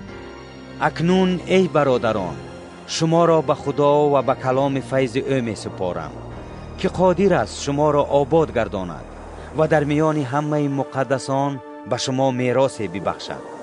من به سیم و زر یا پیراهن کسی چشم ندوختم. خودتان می دانید که همین دستای من برای تامین احتیاجات خودم و همراهانم خدمت کرده است. با تمام رفتار خود من به شما نشان دادم که ما باید همین طور مهنت کرده ناتوانان را دستگیری نماییم و سخنان عیسی خداوند را در خاطر نگاه داریم که او گفته است دادن از گرفتن بهتر است. بعد از گفتن این سخنان زانو زده با همه‌شان دعا گفت. همه گریه بسیار کردند و پاولوس را به آغوش کشیده می بوسیدند. علل خصوص از چنین سخنی او خیلی غمگین شدند که گفته بود روی مرا دیگر نخواهید دید و او را تا کشتی گسیلاندند. اعمال حواریان باب 21. با آنها خیر و معذور کرده با کشتی روانه شدیم و راست به کاس آمدیم. روز دیگر به رودس و از آنجا به پاتر رسیدیم. در آنجا کشتی یافتیم که به فینیقیه رفتنی بود و به آن سوار شده حرکت کردیم. قبریس را که از دور نمایان شد به طرف چپ مانده سوی سوریه روانه شدیم و در سور لنگر انداختیم، زیرا که در آنجا می بایست بار کشتی را می فراوردند. در آنجا شاگردان را پیدا کرده 7 روز ایستادیم. آنها از روح الهام یافته به پاولوس گفتند که به یروشلیم نرود، چون وقتی ما به آخر رسید باز به راه در آمدیم و همه با زنان و بچه هاشان ما را تا بیرون شهر گسیل کردند. ما در ساحل بحر زانو زده دعا گفتیم و با هم دیگر خیر و خوش کرده به کشتی در آمدیم و آنها به خانه های خود برگشتند. از سور سفری خود را با کشتی دوام داده به پیتالیموس رسیدیم و در آنجا با برادران ملاقات کرده 1 روز در نزدشان ایستادیم. روز دیگر پاولوس و ما که همراهش بودیم آنجا را ترک کرده به قیصریه آمدیم و به خانه فیلیپوسی بشارت دهنده که یکی از 7 نفر بود در آمده نزد او ماندیم. او 4 دختری باکره داشت که نبوت می کردند. بعد از چندین روزی که در آنجا بودیم آقابوس نام نبی از یهودا آمد. و نزد ما در آمده کمربند پاولوس را گرفت و دستها و پایهای خود را با آن بست و گفت: روح القدس میگوید که یهودیان در یروشلیم صاحب این کمربند را همین طور بسته به دست غیر یهودیان خواهند سپرد. وقتی که این را شنیدیم، ما و اهل آنجا التماس کردیم که او به یروشلیم نرود. اما پاولوس در جواب گفت: این چه کار است که شما میکنید؟ چرا با گریه خود دل مرا میشکنید؟ زیرا که من تیارم نه تنها بندی شوم، بلکه در یروشلیم به خاطر اسم عیسی خداوند بمیرم. چون به گپ ما ندر آمد، به جز این سخن آنچه خواست خداوند است بشود، چیزی دیگری نگفتیم. بعد از آن روزها ما تدارک سفر را دیده سوی یروشلیم روانه شدیم. بعضی از شاگردان ساکن قیصریه نیز همراه ما آمده ما را به خانه مناسون نام شخصی که از اهل قبریس و شاگرد دیری نبود آوردند تا که نزد او منزل کنیم. وقتی که وارد یروشلیم شدیم، برادران ما را با خرسندی پذیرایی کردند. روز دیگر پاولوس همراه ما نزد یعقوب آمد. همه پیران نیز حاضر شدند. پس از سلام و احوال پرسی از آنچه خدا به وسیله خدمت او در میان غیر یهودیان به عمل آورده بود مفصل نقل کرد.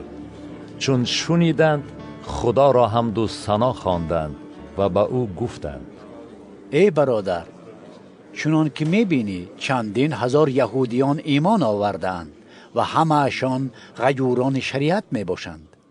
آنها درباره تو شنیدند که به همه یهودیانی که در میان خلقها عمر به سر میبرند تعلیم میدی که از موسی دور شوند و میگویی که پسران خود را ختنه نکنند و قاعده های شریعت را به جا نآورند. پس چی باید کرد؟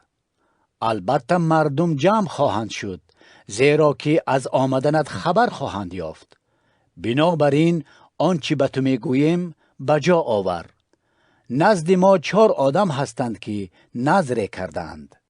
آنها را با خود گرفته همراهشان طهارت نما و خرجشان را به گردنت بگیر تا که آنها موی سر خود را بتراشند و همه خواهند فهمید که آنچه درباره تو شنیدند اساس ندارد، بلکه خودت هم موافق شریعت رفتار میکنی. لیکن در خصوص آنهایی که از بین غیر یهودیان ایمان آوردند، ما نوشته و امر فرموده بودیم که به چیزی رعایت نکنند، بلکه فقط از قربانی های بتها، از خون، از گوشت حیوانات بوغی شده و از زنا پرهیز نمایند. پاولوس آن آدمان را با خود گرفته همراهشان طهارت نمود و روز دیگر به معبد درآمد و انجام روزهای طهارت را که باید برای هر یکی از آنها هدیه‌ای پیشکش کرده شود اعلان کرد.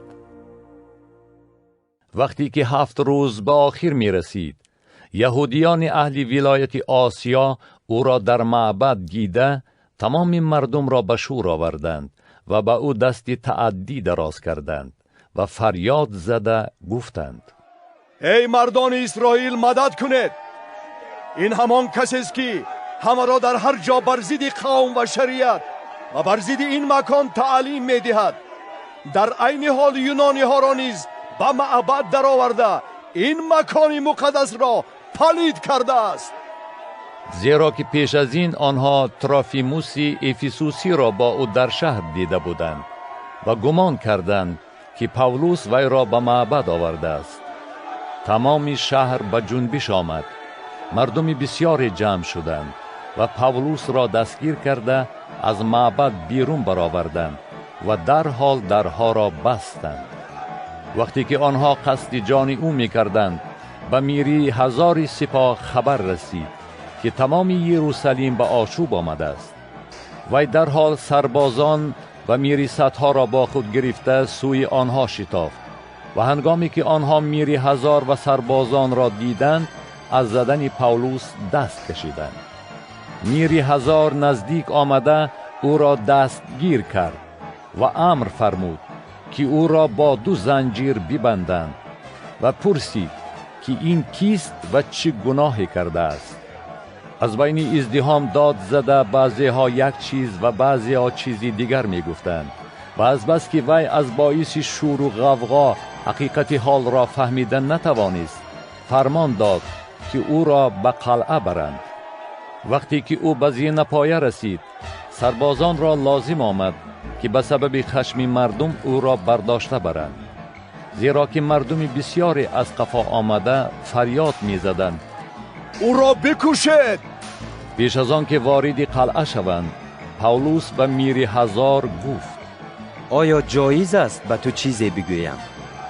گفت آیا زبان یونانی را میدانی؟ آیا تو همان مصری نیستی که یک چند روز پیش از این فتنه برانگیخته 4000 آدم کش را با خود به بیابان برد؟ پاولوس گفت من یهودی هستم، از ترسوس، شهروند قلیقیه که شهر مشهور است. خواهشمندم اجازت بده تا که به مردم سخن گویم. وقتی که اجازت داد، پاولوس در بالای زینه ایستاده با دستش به مردم اشاره کرد و همین که خاموشی تام برقرار گشت، به زبان عبرانی به سخن شروع نموده چنین گفت: اعمال حواریان باب 22. ای برادران و ای پدران، آنچه را که پیش شما برای محافظت خود عرض می نمایم گوش کنید. چون شنیدند که با آنها به زبان عبرانی سخن می کند، باز زیادتر خاموش شدند. او گفت: من یهودی هستم که در ترسوس قلیقیه تولد شدم و در این شهر در خدمت جملیل تربیت یافتم و شریعت پدران را با دقت آموختم و در راه خدا غیور بودم، چنان که همه شما امروز هستید. و این طریقت را تا به درجه مرگ تعقیب می نمودم و مردان و زنان را پابند کرده در زندان می انداختم. درباره من سرکاهین و همه پیران نیز شهادت خواهند داد که من از آنها نامه ها گرفته به دمشق نزد برادران رفته بودم تا که در آنجا مسیحیان را بندی کرده برای جزا به یروشلیم بیارم. اما در اثنای راه وقتی که به دمشق نزدیک می آمدم، قریب پیشین به ناگاه نور عظیم از آسمان دورادور من درخشید. بر زمین افتادم و آواز شنیدم که به من می گفت: شاول، شاول، برای چی مرا تعقیب می کنی؟ به جواب گفتم: خداوندا، تو کیستی؟ او به من گفت: من آن عیسی ناصری هستم که تو او را تعقیب می کنی. آنهایی که همراه من بودند نور را دیده هراسان شدند، ولی آواز آن کس را که با من سخن می گفت نمی شنیدند. آنگاه من گفتم: خداوندا، چه کنم؟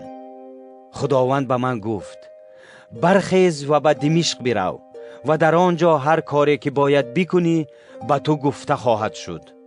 از بس که من از درخش آن نور نابینا شده بودم، همراهانم از دستم گرفته مرا به دمشق بردند.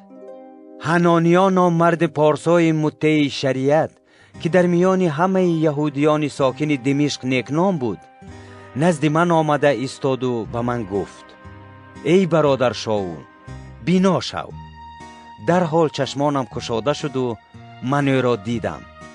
او گفت: خدای پدران ما تو را برگزیده است تا که اراده او را درک نمایی و آن عادل را ببینی و از زبانش سخنی بشنوی، چون که از آنچه دیده ای و شنیده ای در پیش تمام مردم شاهد او خواهی شد. پس چرا تأخیر میکنی؟ برخیز و تعمید بگیر و اسم او را خوانده از گناههای خود پاک شو.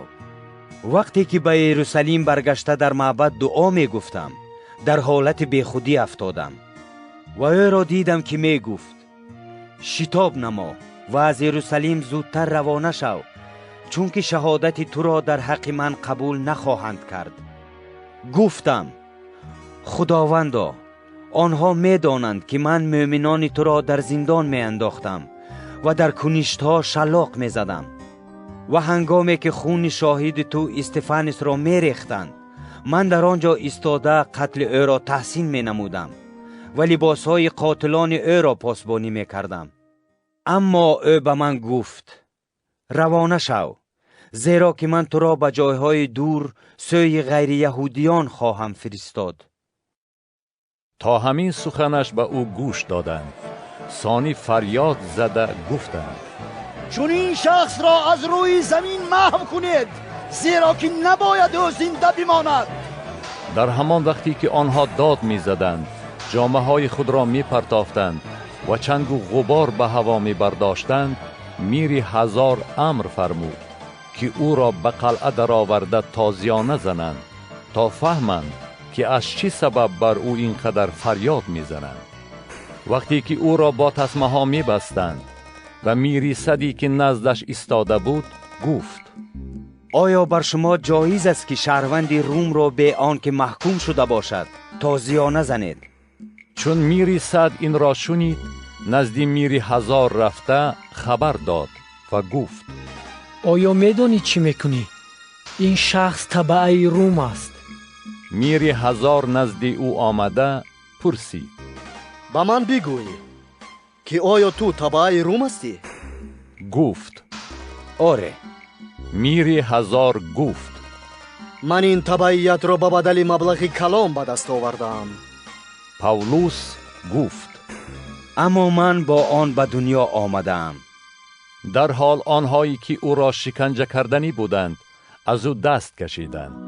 میری هزار نیز رومی بودن او را فهمیده هراسان شد که او را زنجیر زده بود. روز دیگر با مقصد دانستن آن که برای چی یهودیان او را عیبدار می کنند، او را از زولانه آزاد کرد و امر فرمود که سرکاهنان و تمام شورای پیران جمع شوند و پاولوس را برآورده نزد آنها بپا خیزاند. اعمال حواریان باب 23. پاولوس به شورای پیران نظر دوخته گفت: ای برادران، من تا امروز در حضور خدا با وجدان پاک رفتار کردم. سرکاهن حنانیا به آنهایی که نزد او ایستاده بودند فرمان داد که به دهانش یک تارسکی زنند. پاولوس به وی گفت: خدا تو را خواهد زد ای دیوار سفید شده. تو نشسته ای که مرا از روی شریعت داوری کنی، ولی برخلاف شریعت امر می دهی که مرا بزنند. آنهایی که نزد او ایستاده بودند گفتند: سرکاهن خدا را دشنام می دهی؟ پاولوس گفت: ای برادران، من ندانستم که وی سرکاهن است، زیرا که نوشته شده است: به پیشوای قوم خود ناسزا نگوی. وقتی که پاولوس فهمید که یک قسم آنها صدوقیان و قسم دیگرشان فریسیان می باشند، در شورای پیران ندا کنان گفت: ای برادران، من فریسی و فرزند فریسی هستم و از برای امید احیای مردگان در اینجا محاکمه کرده می شوم. همین که این سخنان را گفت، در میان فریسیان و صدوقیان نیزا افتاد و اهل جمع آمد دو تقسیم شدند. زیرا که صدوقیان می گویند که نه احیا وجود دارد نه فرشته یا روح، اما فریسیان این هر دو را اعتراف می نمایند. غوغای عظیمی به عمل آمد و کتابدانان فرقه فریسیان برخاسته بحث کنان گفتند: ما در این شخص هیچ بدی نمی بینیم و اگر روح یا فرشته با وی سخن گفته باشد به خدا مقابله نخواهیم کرد. اما از بس که اختلافات قوت گرفت، میری هزار از خف آن که پاولوس را تیکه تیکه کنند و سربازان فرمان داد که او را از میان آنها گرفته به قلعه درآورند. همان شب خداوند به او ظاهر شده گفت: استوار باش پاولوس، و چطوری که در یروشلیم در حق من شهادت دادی، در روم نیز باید همان طور شهادت دهی. چون چشم روز گشاده شد، بعضی از یهودیان زبان یک کرده قسم خوردند که تا پاولوس را نکشند به هیچ خوردنی و نوشیدنی لب نزنند. شماره آنهایی که چنین عهد کرده بودند بیشتر از 40 نفر بود. آنها نزد سرکاهنان و پیران رفته گفتند: ما سوگند یاد کردیم که تا پاولوس را نکشیم چیزی نچشیم. اکنون شما و شورای پیران به میر هزار خبر دید که فردا او را نزد شما برآورد، گویا که میخواهید کار او را عمیق‌تر دیده برایید و ما تیار هستیم که او را پیش از نزدیک آمدنش بکشیم. اما خواهرزاده پاولوس از قصد آنها واقف شد و رفته به قلعه درآمد و پاولوس را خبردار کرد.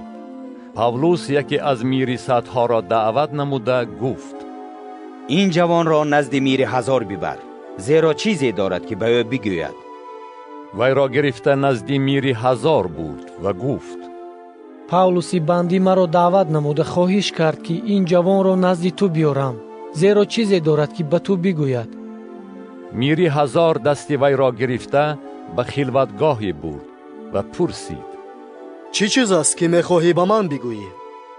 گفت: یهودیان مصلحت را به یک جا ماندند که از تو خواهش کنند تا پاولوس را فردا نزد شورای پیران براری، گویا که آنها میخواهند کار او را عمیق‌تر تفتیش نمایند. اما تو به آنها گوش نده، زیرا که بیشتر از 40 نفرشان در سر راه او کمین ساختند و سوگند یاد کردند که تا او را نکشند چیزی نخورند و ننوشند، و حالا آنها تیار شده منتظر فرمایش تو ایستادند.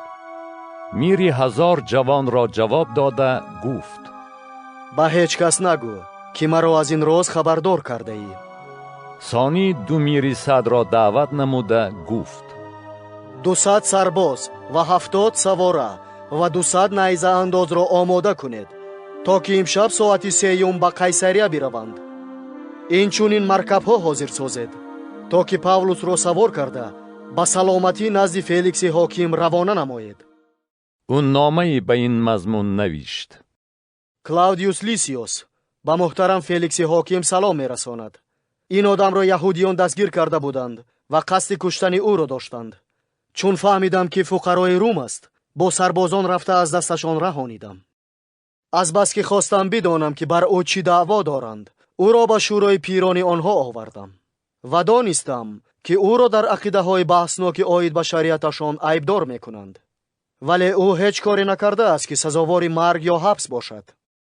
چون به گوشم رسید که یهودیان قصد جان این آدم دارند، فوراً او را نزد تو فرستادم و به دعواگرانش نیز امر فرمودم که دعواهای خود را در حق او در حضور تو بیان کنند.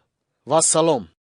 سربازان موافق دستوری که به آنها داده شد، پاولوس را گرفته شبانه به انتیپاتریس بردند و روز دیگر به سواران واگذار کردند که با او بروند و خودشان به قلعه برگشتند. همین که آنها به قیصریه رسیدند، نامه را به دست حاکم سپرده پاولوس را نیز نزد او حاضر ساختند. حاکم نامه را خوانده پرسید که او از کدام ولایت است و چون فهمید که از کلیقیه است گفت: وقتی که دعواگران تو حاضر شوند سخنان تو را خواهم شنید. و امر فرمود که او را در سربازخانه هیرودوس نگاه دارند. اعمال حواریان باب 24. بعد از 5 روز سرکاهن حنانیا با پیران و ترتولوس نام ناطقی آمد و آنها شکایت خود را در حق پاولوس به حاکم سپردند. وقتی که پاولوس را دعوت کردند، ترتولوس به عیبدار کردن او شروع نموده گفت: ای فلیکس محترم، ما همیشه و در همه جا با کمال منتداری اعتراف می نماییم که در سایه تو آسایش کامل داریم و به طفیل غمخواری تو این قوم به نیک و احوالی رسیده است. ولی برای آن که تو را بسیار زحمت ندهم، از تو خواهشمندم که التفات نموده مختصرا عرض ما را بشنوی، زیرا که این آدم را فسادانگیز یافته ایم که او در میان همه یهودیان روی عالم آشوب می اندازد و سردسته بدعت ناصری می باشد و حتی سعی و کوشش نموده است که معبد را پلید گرداند و ما او را دستگیر کردیم تا که از روی شریعت خود بر او داوری نماییم. اما لیسیاس میری هزار آمده او را با زوری از دست ما گرفت و امر فرمود که دعواگران او نزد تو بیایند. خودت می توانی تفتیش نموده هر آنچه را که ما بر او دعوا داریم از خود او بفهمی. یهودیان سخنان او را تصدیق کرده گفتند که چنین است. چون حاکم به پاولوس اشاره کرد که سخن گوید، او به جواب گفت: از بس که می دانم که تو چندین سال باز داور این قوم هستی، من کار خود را دلپرانه محافظت می نمایم. تو می توانی بفهمی که از 12 روز زیاد نگذشته است که من برای عبادت به یروشلیم رفته بودم و مرا هیچ کس ندیده است که در معبد یا در کنشت‌ها یا در شهر با کسی مباحثه کرده باشم یا که در بین مردم آشوب انداخته باشم. نیز آنچه را که حالا بر من دعوا می نمایند اثبات کرده نمی توانند. لیکن این را نزد تو اقرار می کنم که از روی طریقتی که آنها بدعت می نامند، من در حقیقت خدای پدران را عبادت می نمایم، در حالتی که به هرچی در تورات و در صحف انبیا نوشته شده است اعتقاد دارم و از خدا امید دارم، چنان که اینها نیز انتظاری دارند که هم برای عادلان و هم برای ظالمان احیای مردگان در پیش است. بنابراین خودم نیز سعی و کوشش می نمایم که وجدانم نزد خدا و آدمان همیشه پاک باشد. بعد از چندین سال من آمدم تا که به خلق خود صدقات بیارم و هدیه پیشکش بکنم و در حالتی که طهارت یافته بودم و در گرد و پیشم نه مردمی بود نه غوغای، مرا در معبد چند نفر یهودیان ولایت آسیا دیدند که آنها نیز می بایست در اینجا نزد تو می ایستادند و اگر چیزی بر ضد من داشته باشند دعوا می کردند یا خود آنها بگویند که از من وقتی که نزد شورای پیران ایستاده بودم چه خطایی دیدند. جز آن یک سخن که در میان آنها ایستاده با آوازی بلند گفتم که از برای احیای مردگان امروز پیش شما محاکمه کرده می شوم. فیلیکس که از این طریقت به خوبی آگاهی داشت، محاکمه را به تأخیر انداخته گفت: وقتی که لیسیاس میری هزار بیاید کار شما را تفتیش خواهم کرد. و به میری صد امر فرمود که پاولوس را در بندیخانه نگاه دارد، لیکن به او سبوکی دهد و به هیچ کسی از نزدیکانش که برای خدمت یا ملاقات او می آیند مانع نشود. بعد از چند روز فیلیکس با همسر خود دروسیل که زنک یهودی بود آمد و پاولوس را دعوت نموده سخنان او را درباره ایمان به مسیح گوش کرد. اما وقتی که او درباره عدالت، پرهیزگاری و داوری آینده سخن می‌راند، فیلیکس به هراس افتاده جواب داد: الحال برو و هرگاه فرصت یابم باز تو را دعوت خواهم کرد. در عین حال وی امیدوار بود که پاولوس به وی پول می‌دهد تا که او را آزاد کند. بنابراین او را دم به دم دعوت نموده با او مصاحبه می‌کرد. لیکن بعد از گذشتن 2 سال پارکیوس فیستوس به جای فیلیکس تعیین شد و فیلیکس که می‌خواست یهودیان را خرسند سازد، پاولوس را در زندان نگاه داشت. اعمال حواریان باب 25. چون فیستوس به ولایت آمد، بعد از 3 روز از قیصریه به یروشلیم رفت. سرکاهن و بزرگان یهودیان دعوای خود را نسبت به پاولوس به وی فهماندند و گپ خود را معقول کردند و التماس کردند که به آنها التفات نموده او را به یروشلیم بیارد. آنها قصد داشتند که او را در راه به قتل رسانند، اما فیستوس به جواب گفت: پاولوس در قیصریه محبوس است و خود من به قریبی به آنجا برمیگردم. بنابراین گفت وی: آنهایی که از شما میتوانند همراه من بیایند و اگر این شخص عیبی داشته باشد بر او دعوا کنند. در میان آنها از 8 یا 10 روز زیاد نمانده به قیصریه برگشت و روز دیگر بر کرسی داوری نشسته امر فرمود که پاولوس را بیارند. وقتی که او حاضر شد، یهودیانی که از یروشلیم آمده بودند دور او را گرفته بسیار عیب‌های گران را به گردن او بار کردند که آنها را اثبات کردن نمی توانستند. ولی او خود را محافظت نموده گفت: من نه بر ضد شریعت یهودیان، نه بر ضد معبد و نه بر ضد قیصر هیچ جنایت نکردم. فستوس که میخواست دل یهودیان را یابد در جواب پاولوس گفت: آیا میخواهی به یروشلیم بروی تا که من تو را در آنجا در این بابت داوری نمایم؟ پاولوس گفت: من در محکمه قیصر ایستادم و محاکمه من باید در همین جا به عمل آید. من به یهودیان هیچ بدی نکردم، چنان که خودت هم این را به خوبی میدانی. اگر بدی یا یگان کاری سزاوار مرگ کرده باشم، از مردن ابایی ندارم. لیکن اگر از آن عیب‌هایی که اینها به گردن من میمانند در من هیچ چیز نباشد، کسی حق ندارد مرا به دست آنها بسپارد. من داوری قیصر را طلب میکنم. فستوس با مشاورانش مصلحت کرده در جواب او گفت: مادامی که داوری قیصر را طلب میکنی، نزد قیصر خواهی رفت. بعد از چند روز پادشاه اگریپاس و برنیکا به قیصریه آمدند تا که فستوس را مبارکباد کنند. چون روزهای زیادی در آنجا ایستادند، فستوس به پادشاه کار پاولوس را حکایت کرده گفت: شخصی است که فیلیکس او را در زندان نگاه داشته است و هنگامی که در یروشلیم بودم، سرکاهنان و پیران یهودی درباره او به من گپ زدند و محکومیت او را طلب کردند. در جواب آنها گفتم که رسم و تعامل رومیانی نیست که کسی را به مرگ تسلیم کنند، بی آنکه اول عیبدار را با دعواگرانش روبرو کرده به وی امکانیت دهند که خود را از عیبها سفید کند.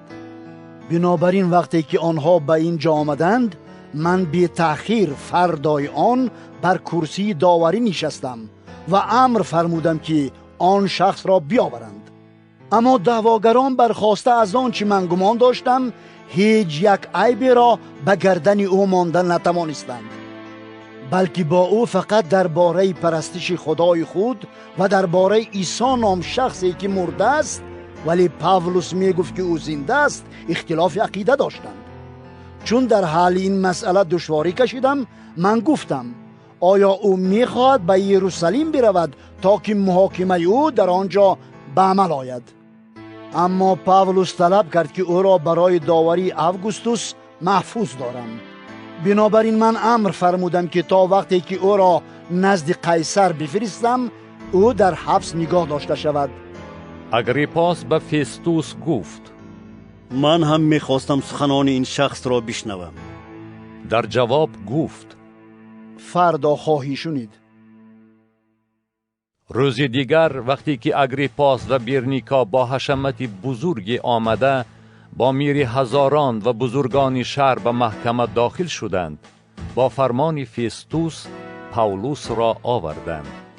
فستوس گفت: ای پادشاه اگریپاس و ای همه مردمانی که در اینجا حضور دارید، اینک شما همان شخصی را میبینید که تمام جماعت یهودیان چی در یروشلیم و چی در اینجا به من از او شکایت کردند و فریاد زده گفتند که او نباید دیگر زنده بماند.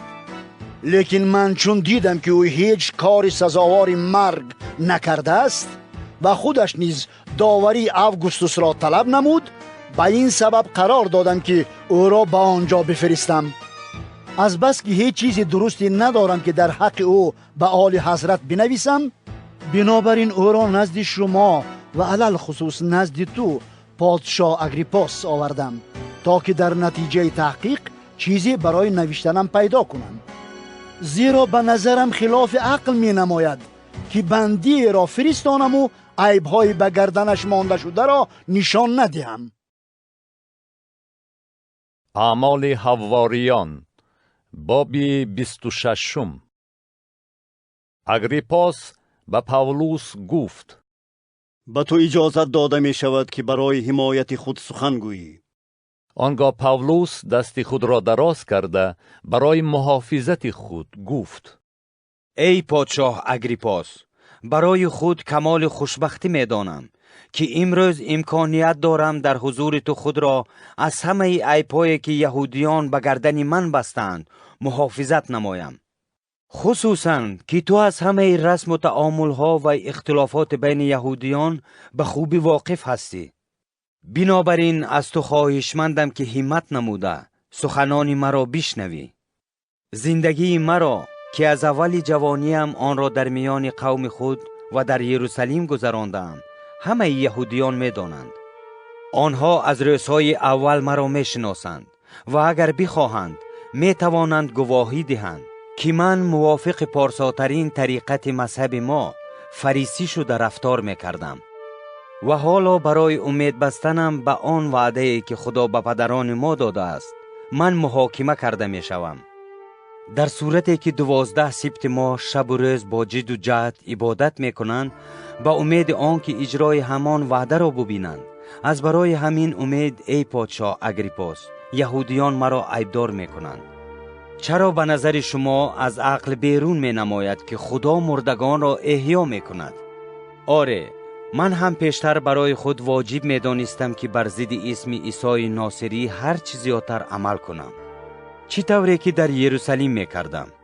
از سرکاهنان اجازت گرفته بسیار مقدسان را در زندان می انداختم و هنگامی که آنها را می کشتند بر ضدشان فتوا می دادم.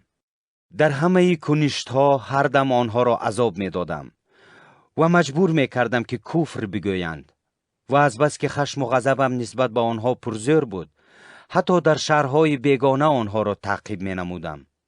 باره برای چنین عملیات با اجازت و سپارش سرکاهنان به دمشق می رفتم. و اینک ای پادشاه، در نصف روز در راه نوری را از آسمان دیدم که روشن‌تر از آفتاب بود و دور دور من و همراهانم درخشید. همه امان بر زمین افتادیم و من آواز شنیدم که به زبان عبرانی به من می گفت: شاول، شاول، برای چه مرا تعقیب می کنی؟ لگد زدنت به سیخک دشوار است. من گفتم: خداوندا، تو کیستی؟ گفت: من آن عیسی هستم که تو او را تعقیب می کنی. اما برخیز و بر پای خود بایست، زیرا برای آن به تو ظاهر شدم که تو را خادم و شاهد تعیین نمایم بر آنچه تو دیده ای و بر آنچه به تو آشکار خواهم کرد و تو را رهایی خواهم داد از دست این قوم و از دست خلقهایی که حالا تو را نزد آنها می فرستم تا که چشمان آنها را واز کنی و آنها از ظلمات به روشنایی برآیند و از چنگال شیطان رها شده به خدا رجوع نمایند و به وسیله ایمانی که به من می آورند آمرزش گناه ها و نصیب در میان مقدسان پیدا کنند. بنابراین ای پادشاه اگریپاس، برای آسمانی به ایمانی نکردم، بلکه در نوبت اول به ساکنان دمشق و یروشلیم و تمام سرزمین یهودا و نیز به غیر یهودیان موعظه می نمودم که توبه کرده به خدا رجوع نمایند و کارهای کنند که سزاوار توبه باشد. از برای همین مرا یهودیان در معبد دستگیر کردند و کشتنی شدند. اما خدا به من یار شد و من تا امروز زنده ماندم و به خرد و کلان شهادت می دهم و گپی نمی زنم جز آنچه انبیا و موسی گفتند که باید به وقوع آید. یعنی مسیح باید عذاب و عقوبت کشد و اولین کسی باشد که از مردگان احیا شده به این قوم و به خلقها از طلوع نور خبر رساند. چون او به این طرز خود را محافظت می کرد، فیستوس با آوازی بلند گفت: ای پاولوس، تو از عقل بیگانه شده ای. دانش بسیار تو را دیوانه کرده است. گفت: ای فیستوس محترم، من از عقل بیگانه نشدم، بلکه سخنان حقیقت را با عقل سالم بیان می نمایم. زیرا پادشاهی که در حضورش دلیرانه سخن می رانم از این واقف است. من یقین دارم که چیزی در این باره از او پوشیده نیست، زیرا که این در خلوتگاه واقع نشده است. ای پادشاه اگریپاس، آیا به انبیا ایمان داری؟ میدانم که ایمان داری. اگریپاس به پاولوس گفت: کم مانده است مرا ترغیب نمایی که مسیحی شوم. پاولوس گفت: از خدا میخواستم که به اندازه کم یا زیاد نه تنها تو بلکه همه آنهایی که سخن مرا میشنوند مثل من گردند، جز از این زنجیرها. چون این را گفت، پادشاه و حاکم، برنیکا و دیگر کسانی که با آنها نشسته بودند برخاستند و آن سوتر رفته به یکدیگر گفتند: این آدم هیچ کاری نکرده است که سزاوار مرگ یا حبس باشد. اگریپاس به فیستوس گفت: اگر این آدم داوری قیصر را طلب نمی کرد می توانست آزاد شود. اعمال حواریان باب 27. چون قرار دادند که با کشتی به ایتالیا رویم، پاولوس و چند بندی دیگر را به میریصد قوشونی اوگوستوس که یولیوس نام داشت سپردند. به کشتی ادرمیت سوار شده به راه در آمدیم که آن نیت داشت در نزدیکی ساحل ولایت آسیا شنا کند. آریسترخوس مقدونی از اهل تسلونیکی همراه ما بود. روز دیگر به سیدون رسیدیم. یولیوس به پاولوس التفات نموده اجازت داد که نزد دوستان خود رفته لوازمات سفرش را از آنها بگیرد. از آنجا روانه شده در قریبی قبریس گذشتیم، زیرا که باد مخالف می‌وزید. بحر را در روبروی قلیقیه و پامفیلیه طی نموده به میرای لیکیه رسیدیم. در آنجا میرسد کشتی اسکندریه را که به ایتالیا میرفت پیدا کرده ما را بر آن سوار کرد. چندین روز آهسته آهسته شنا کرده به زور به قنیدوس نزدیک آمدیم، ولی از بس که باد نامساعد میوزید سوی کریت به ساحل سلمونی راندیم و با دشواری از پیش آن گذشته به موضعی رسیدیم که بندری نیک نام داشت و به شهری لسیه نزدیک بود.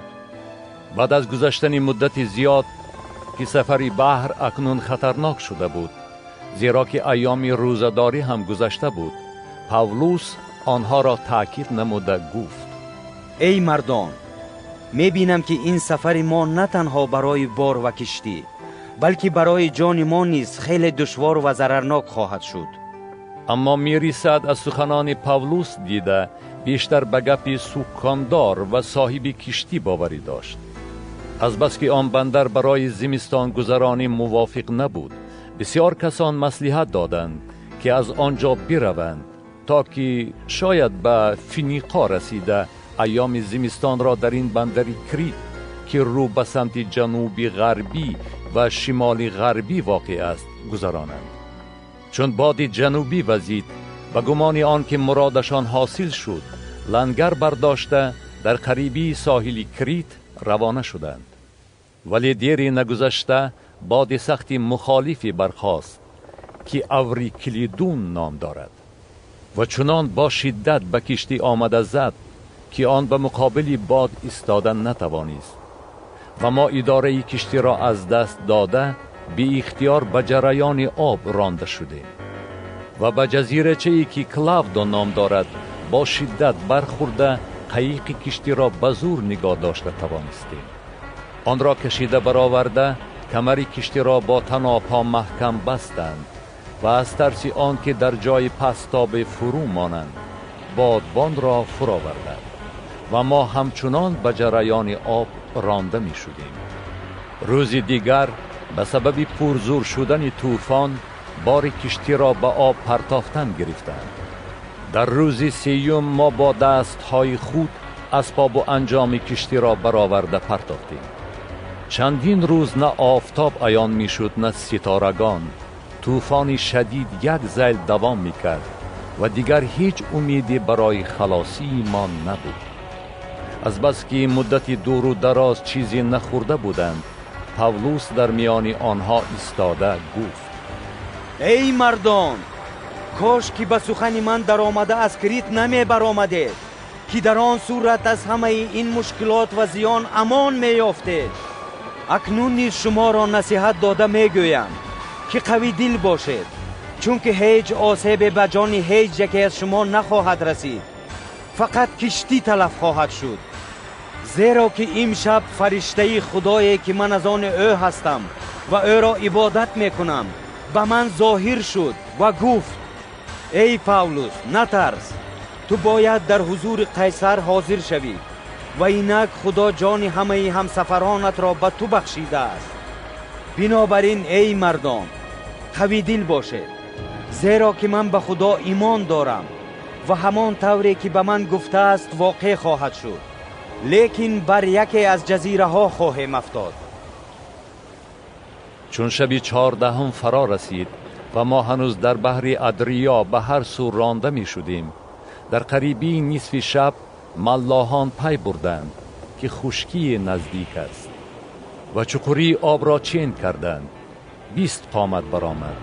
اندکی پیش رفته باز چین کردند. 15 قامت برآمد.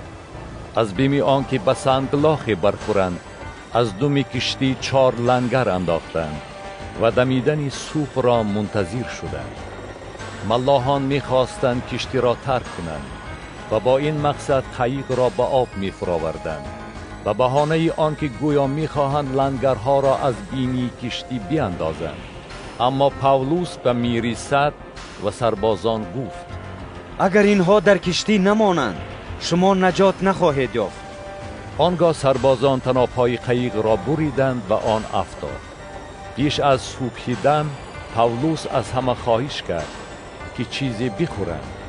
او گفت: امروز روز 14 است که شما انتظاری کشیده چیزی نخورده اید و گرسنه هستید. بنابراین شما را دعوت می نمایم که چیزی بخورید، زیرا که سلامتی جان شما به این وابسته است. موی از سر هیچ یکی از شما نخواهد افتاد. با این سخنان نان را گرفته در حضور همه خدا را شکرگزاری کرد و آن را شکسته و خوردن شروع نمود. آنگاه همه قوی دل شدند و آنها نیز نان خوردند. شماره ما در کشتی جمع 276 نفر بود. چون از خوراک سیر شدند، گندم را به آب پرتافته کشتی را سبک کردند. وقتی که روز روشن شد، زمین را نشناختند، لیکن خلیجی دیدند که ساحلی پست داشت و قرار دادند که اگر ممکن شود کشتی را سوی آن برانند. لنگرها را بریده در بحر گذاشتند، بندهای سوکان را نیز کشادند و بادبان را به جریان باد بالا کشیده راه ساحل را پیش گرفتند. به دماغه دکه خوردند و کشتی در جای پست آب فرو ماند. بینی آن درمانده بی حرکت ایستاد، لیکن دمش از شدت موجها در هم شکست. سربازان قصد کشتن بندیان کردند که مبادا کسی شناکنان گریخته رود. لیکن میریست که میخواست پاولوس را رها کند، به این قصد آنها مانع شد و فرمود که اول کسانی که شنا کرده میتوانند خود را در آب انداخته به ساحل برسند و دیگران بعضی بر تخته ها و بعضی بر شکسته پاره های کشتی از دنبال آنها بروند. به همین طرز همه‌شان به سلامتی به خشکی رسیدند. اعمال حواریان بابی 28. وقتی که رها شدیم فهمیدیم که آن جزیره ملیت نام دارد. ساکنان جزیره با ما خیلی مهربانی نمودند. از بس که باران میبارید و هوا خنک بود، آنها آتش افروخته همه‌مان را پذیرایی کردند. پاولوس یک مقدار هیزم جمع کرده بود و هنگامی که آن را در آتش می انداخت، به سبب گرمی آتش ماری افعی بیرون آمده به دستش چسبید. همین که ساکنان جزیره جانور را بر دستی او آویزان دیدند، به یکدیگر گفتند: بدون شک و شبهه این شخص قاتل است که با وجودی از بحر رها شدنش عدالت نمیگذارد که او زنده بماند. اما او جانور را در آتش افکند و هیچ آسیبی ندید. آنها منتظر بودند که بدنش ورم میکند یا که او به ناگاه افتاده جان میدهد. ولی چون بسیار انتظاری کشیدند و دیدند که هیچ آفتی به او نرسید، فکرشان دیگرگون شد و گفتند که او خدای می باشد. در نزدیکی های آن موضع املاک سردار جزیره بود که او پوبلیوس نام داشت. او ما را به خانه خود آورده 3 روز با مهربانی پذیرایی نمود. پدری پوبلیوس گرفتار تبلرزه و درد شکم شده خوابیده بود و پاولوس نزد وی آمد و دستهای خود را بر وی گذاشته وی را شفا داد. بعد از این واقعه دیگر بیماران جزیره نیز آمده شفا یافتند و ما را خیلی عزت و حرمت کردند و هنگامی که از آنجا می رفتیم ما را با لوازمات سفر تأمین نمودند.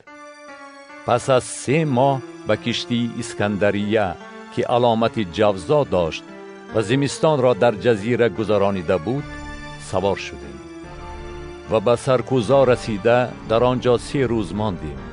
از آنجا روانه شده به ریغیون آمدیم. از بس که بعد از 1 روز باد جنوبی وزید، روز دوم وارد پوتیولی شدیم.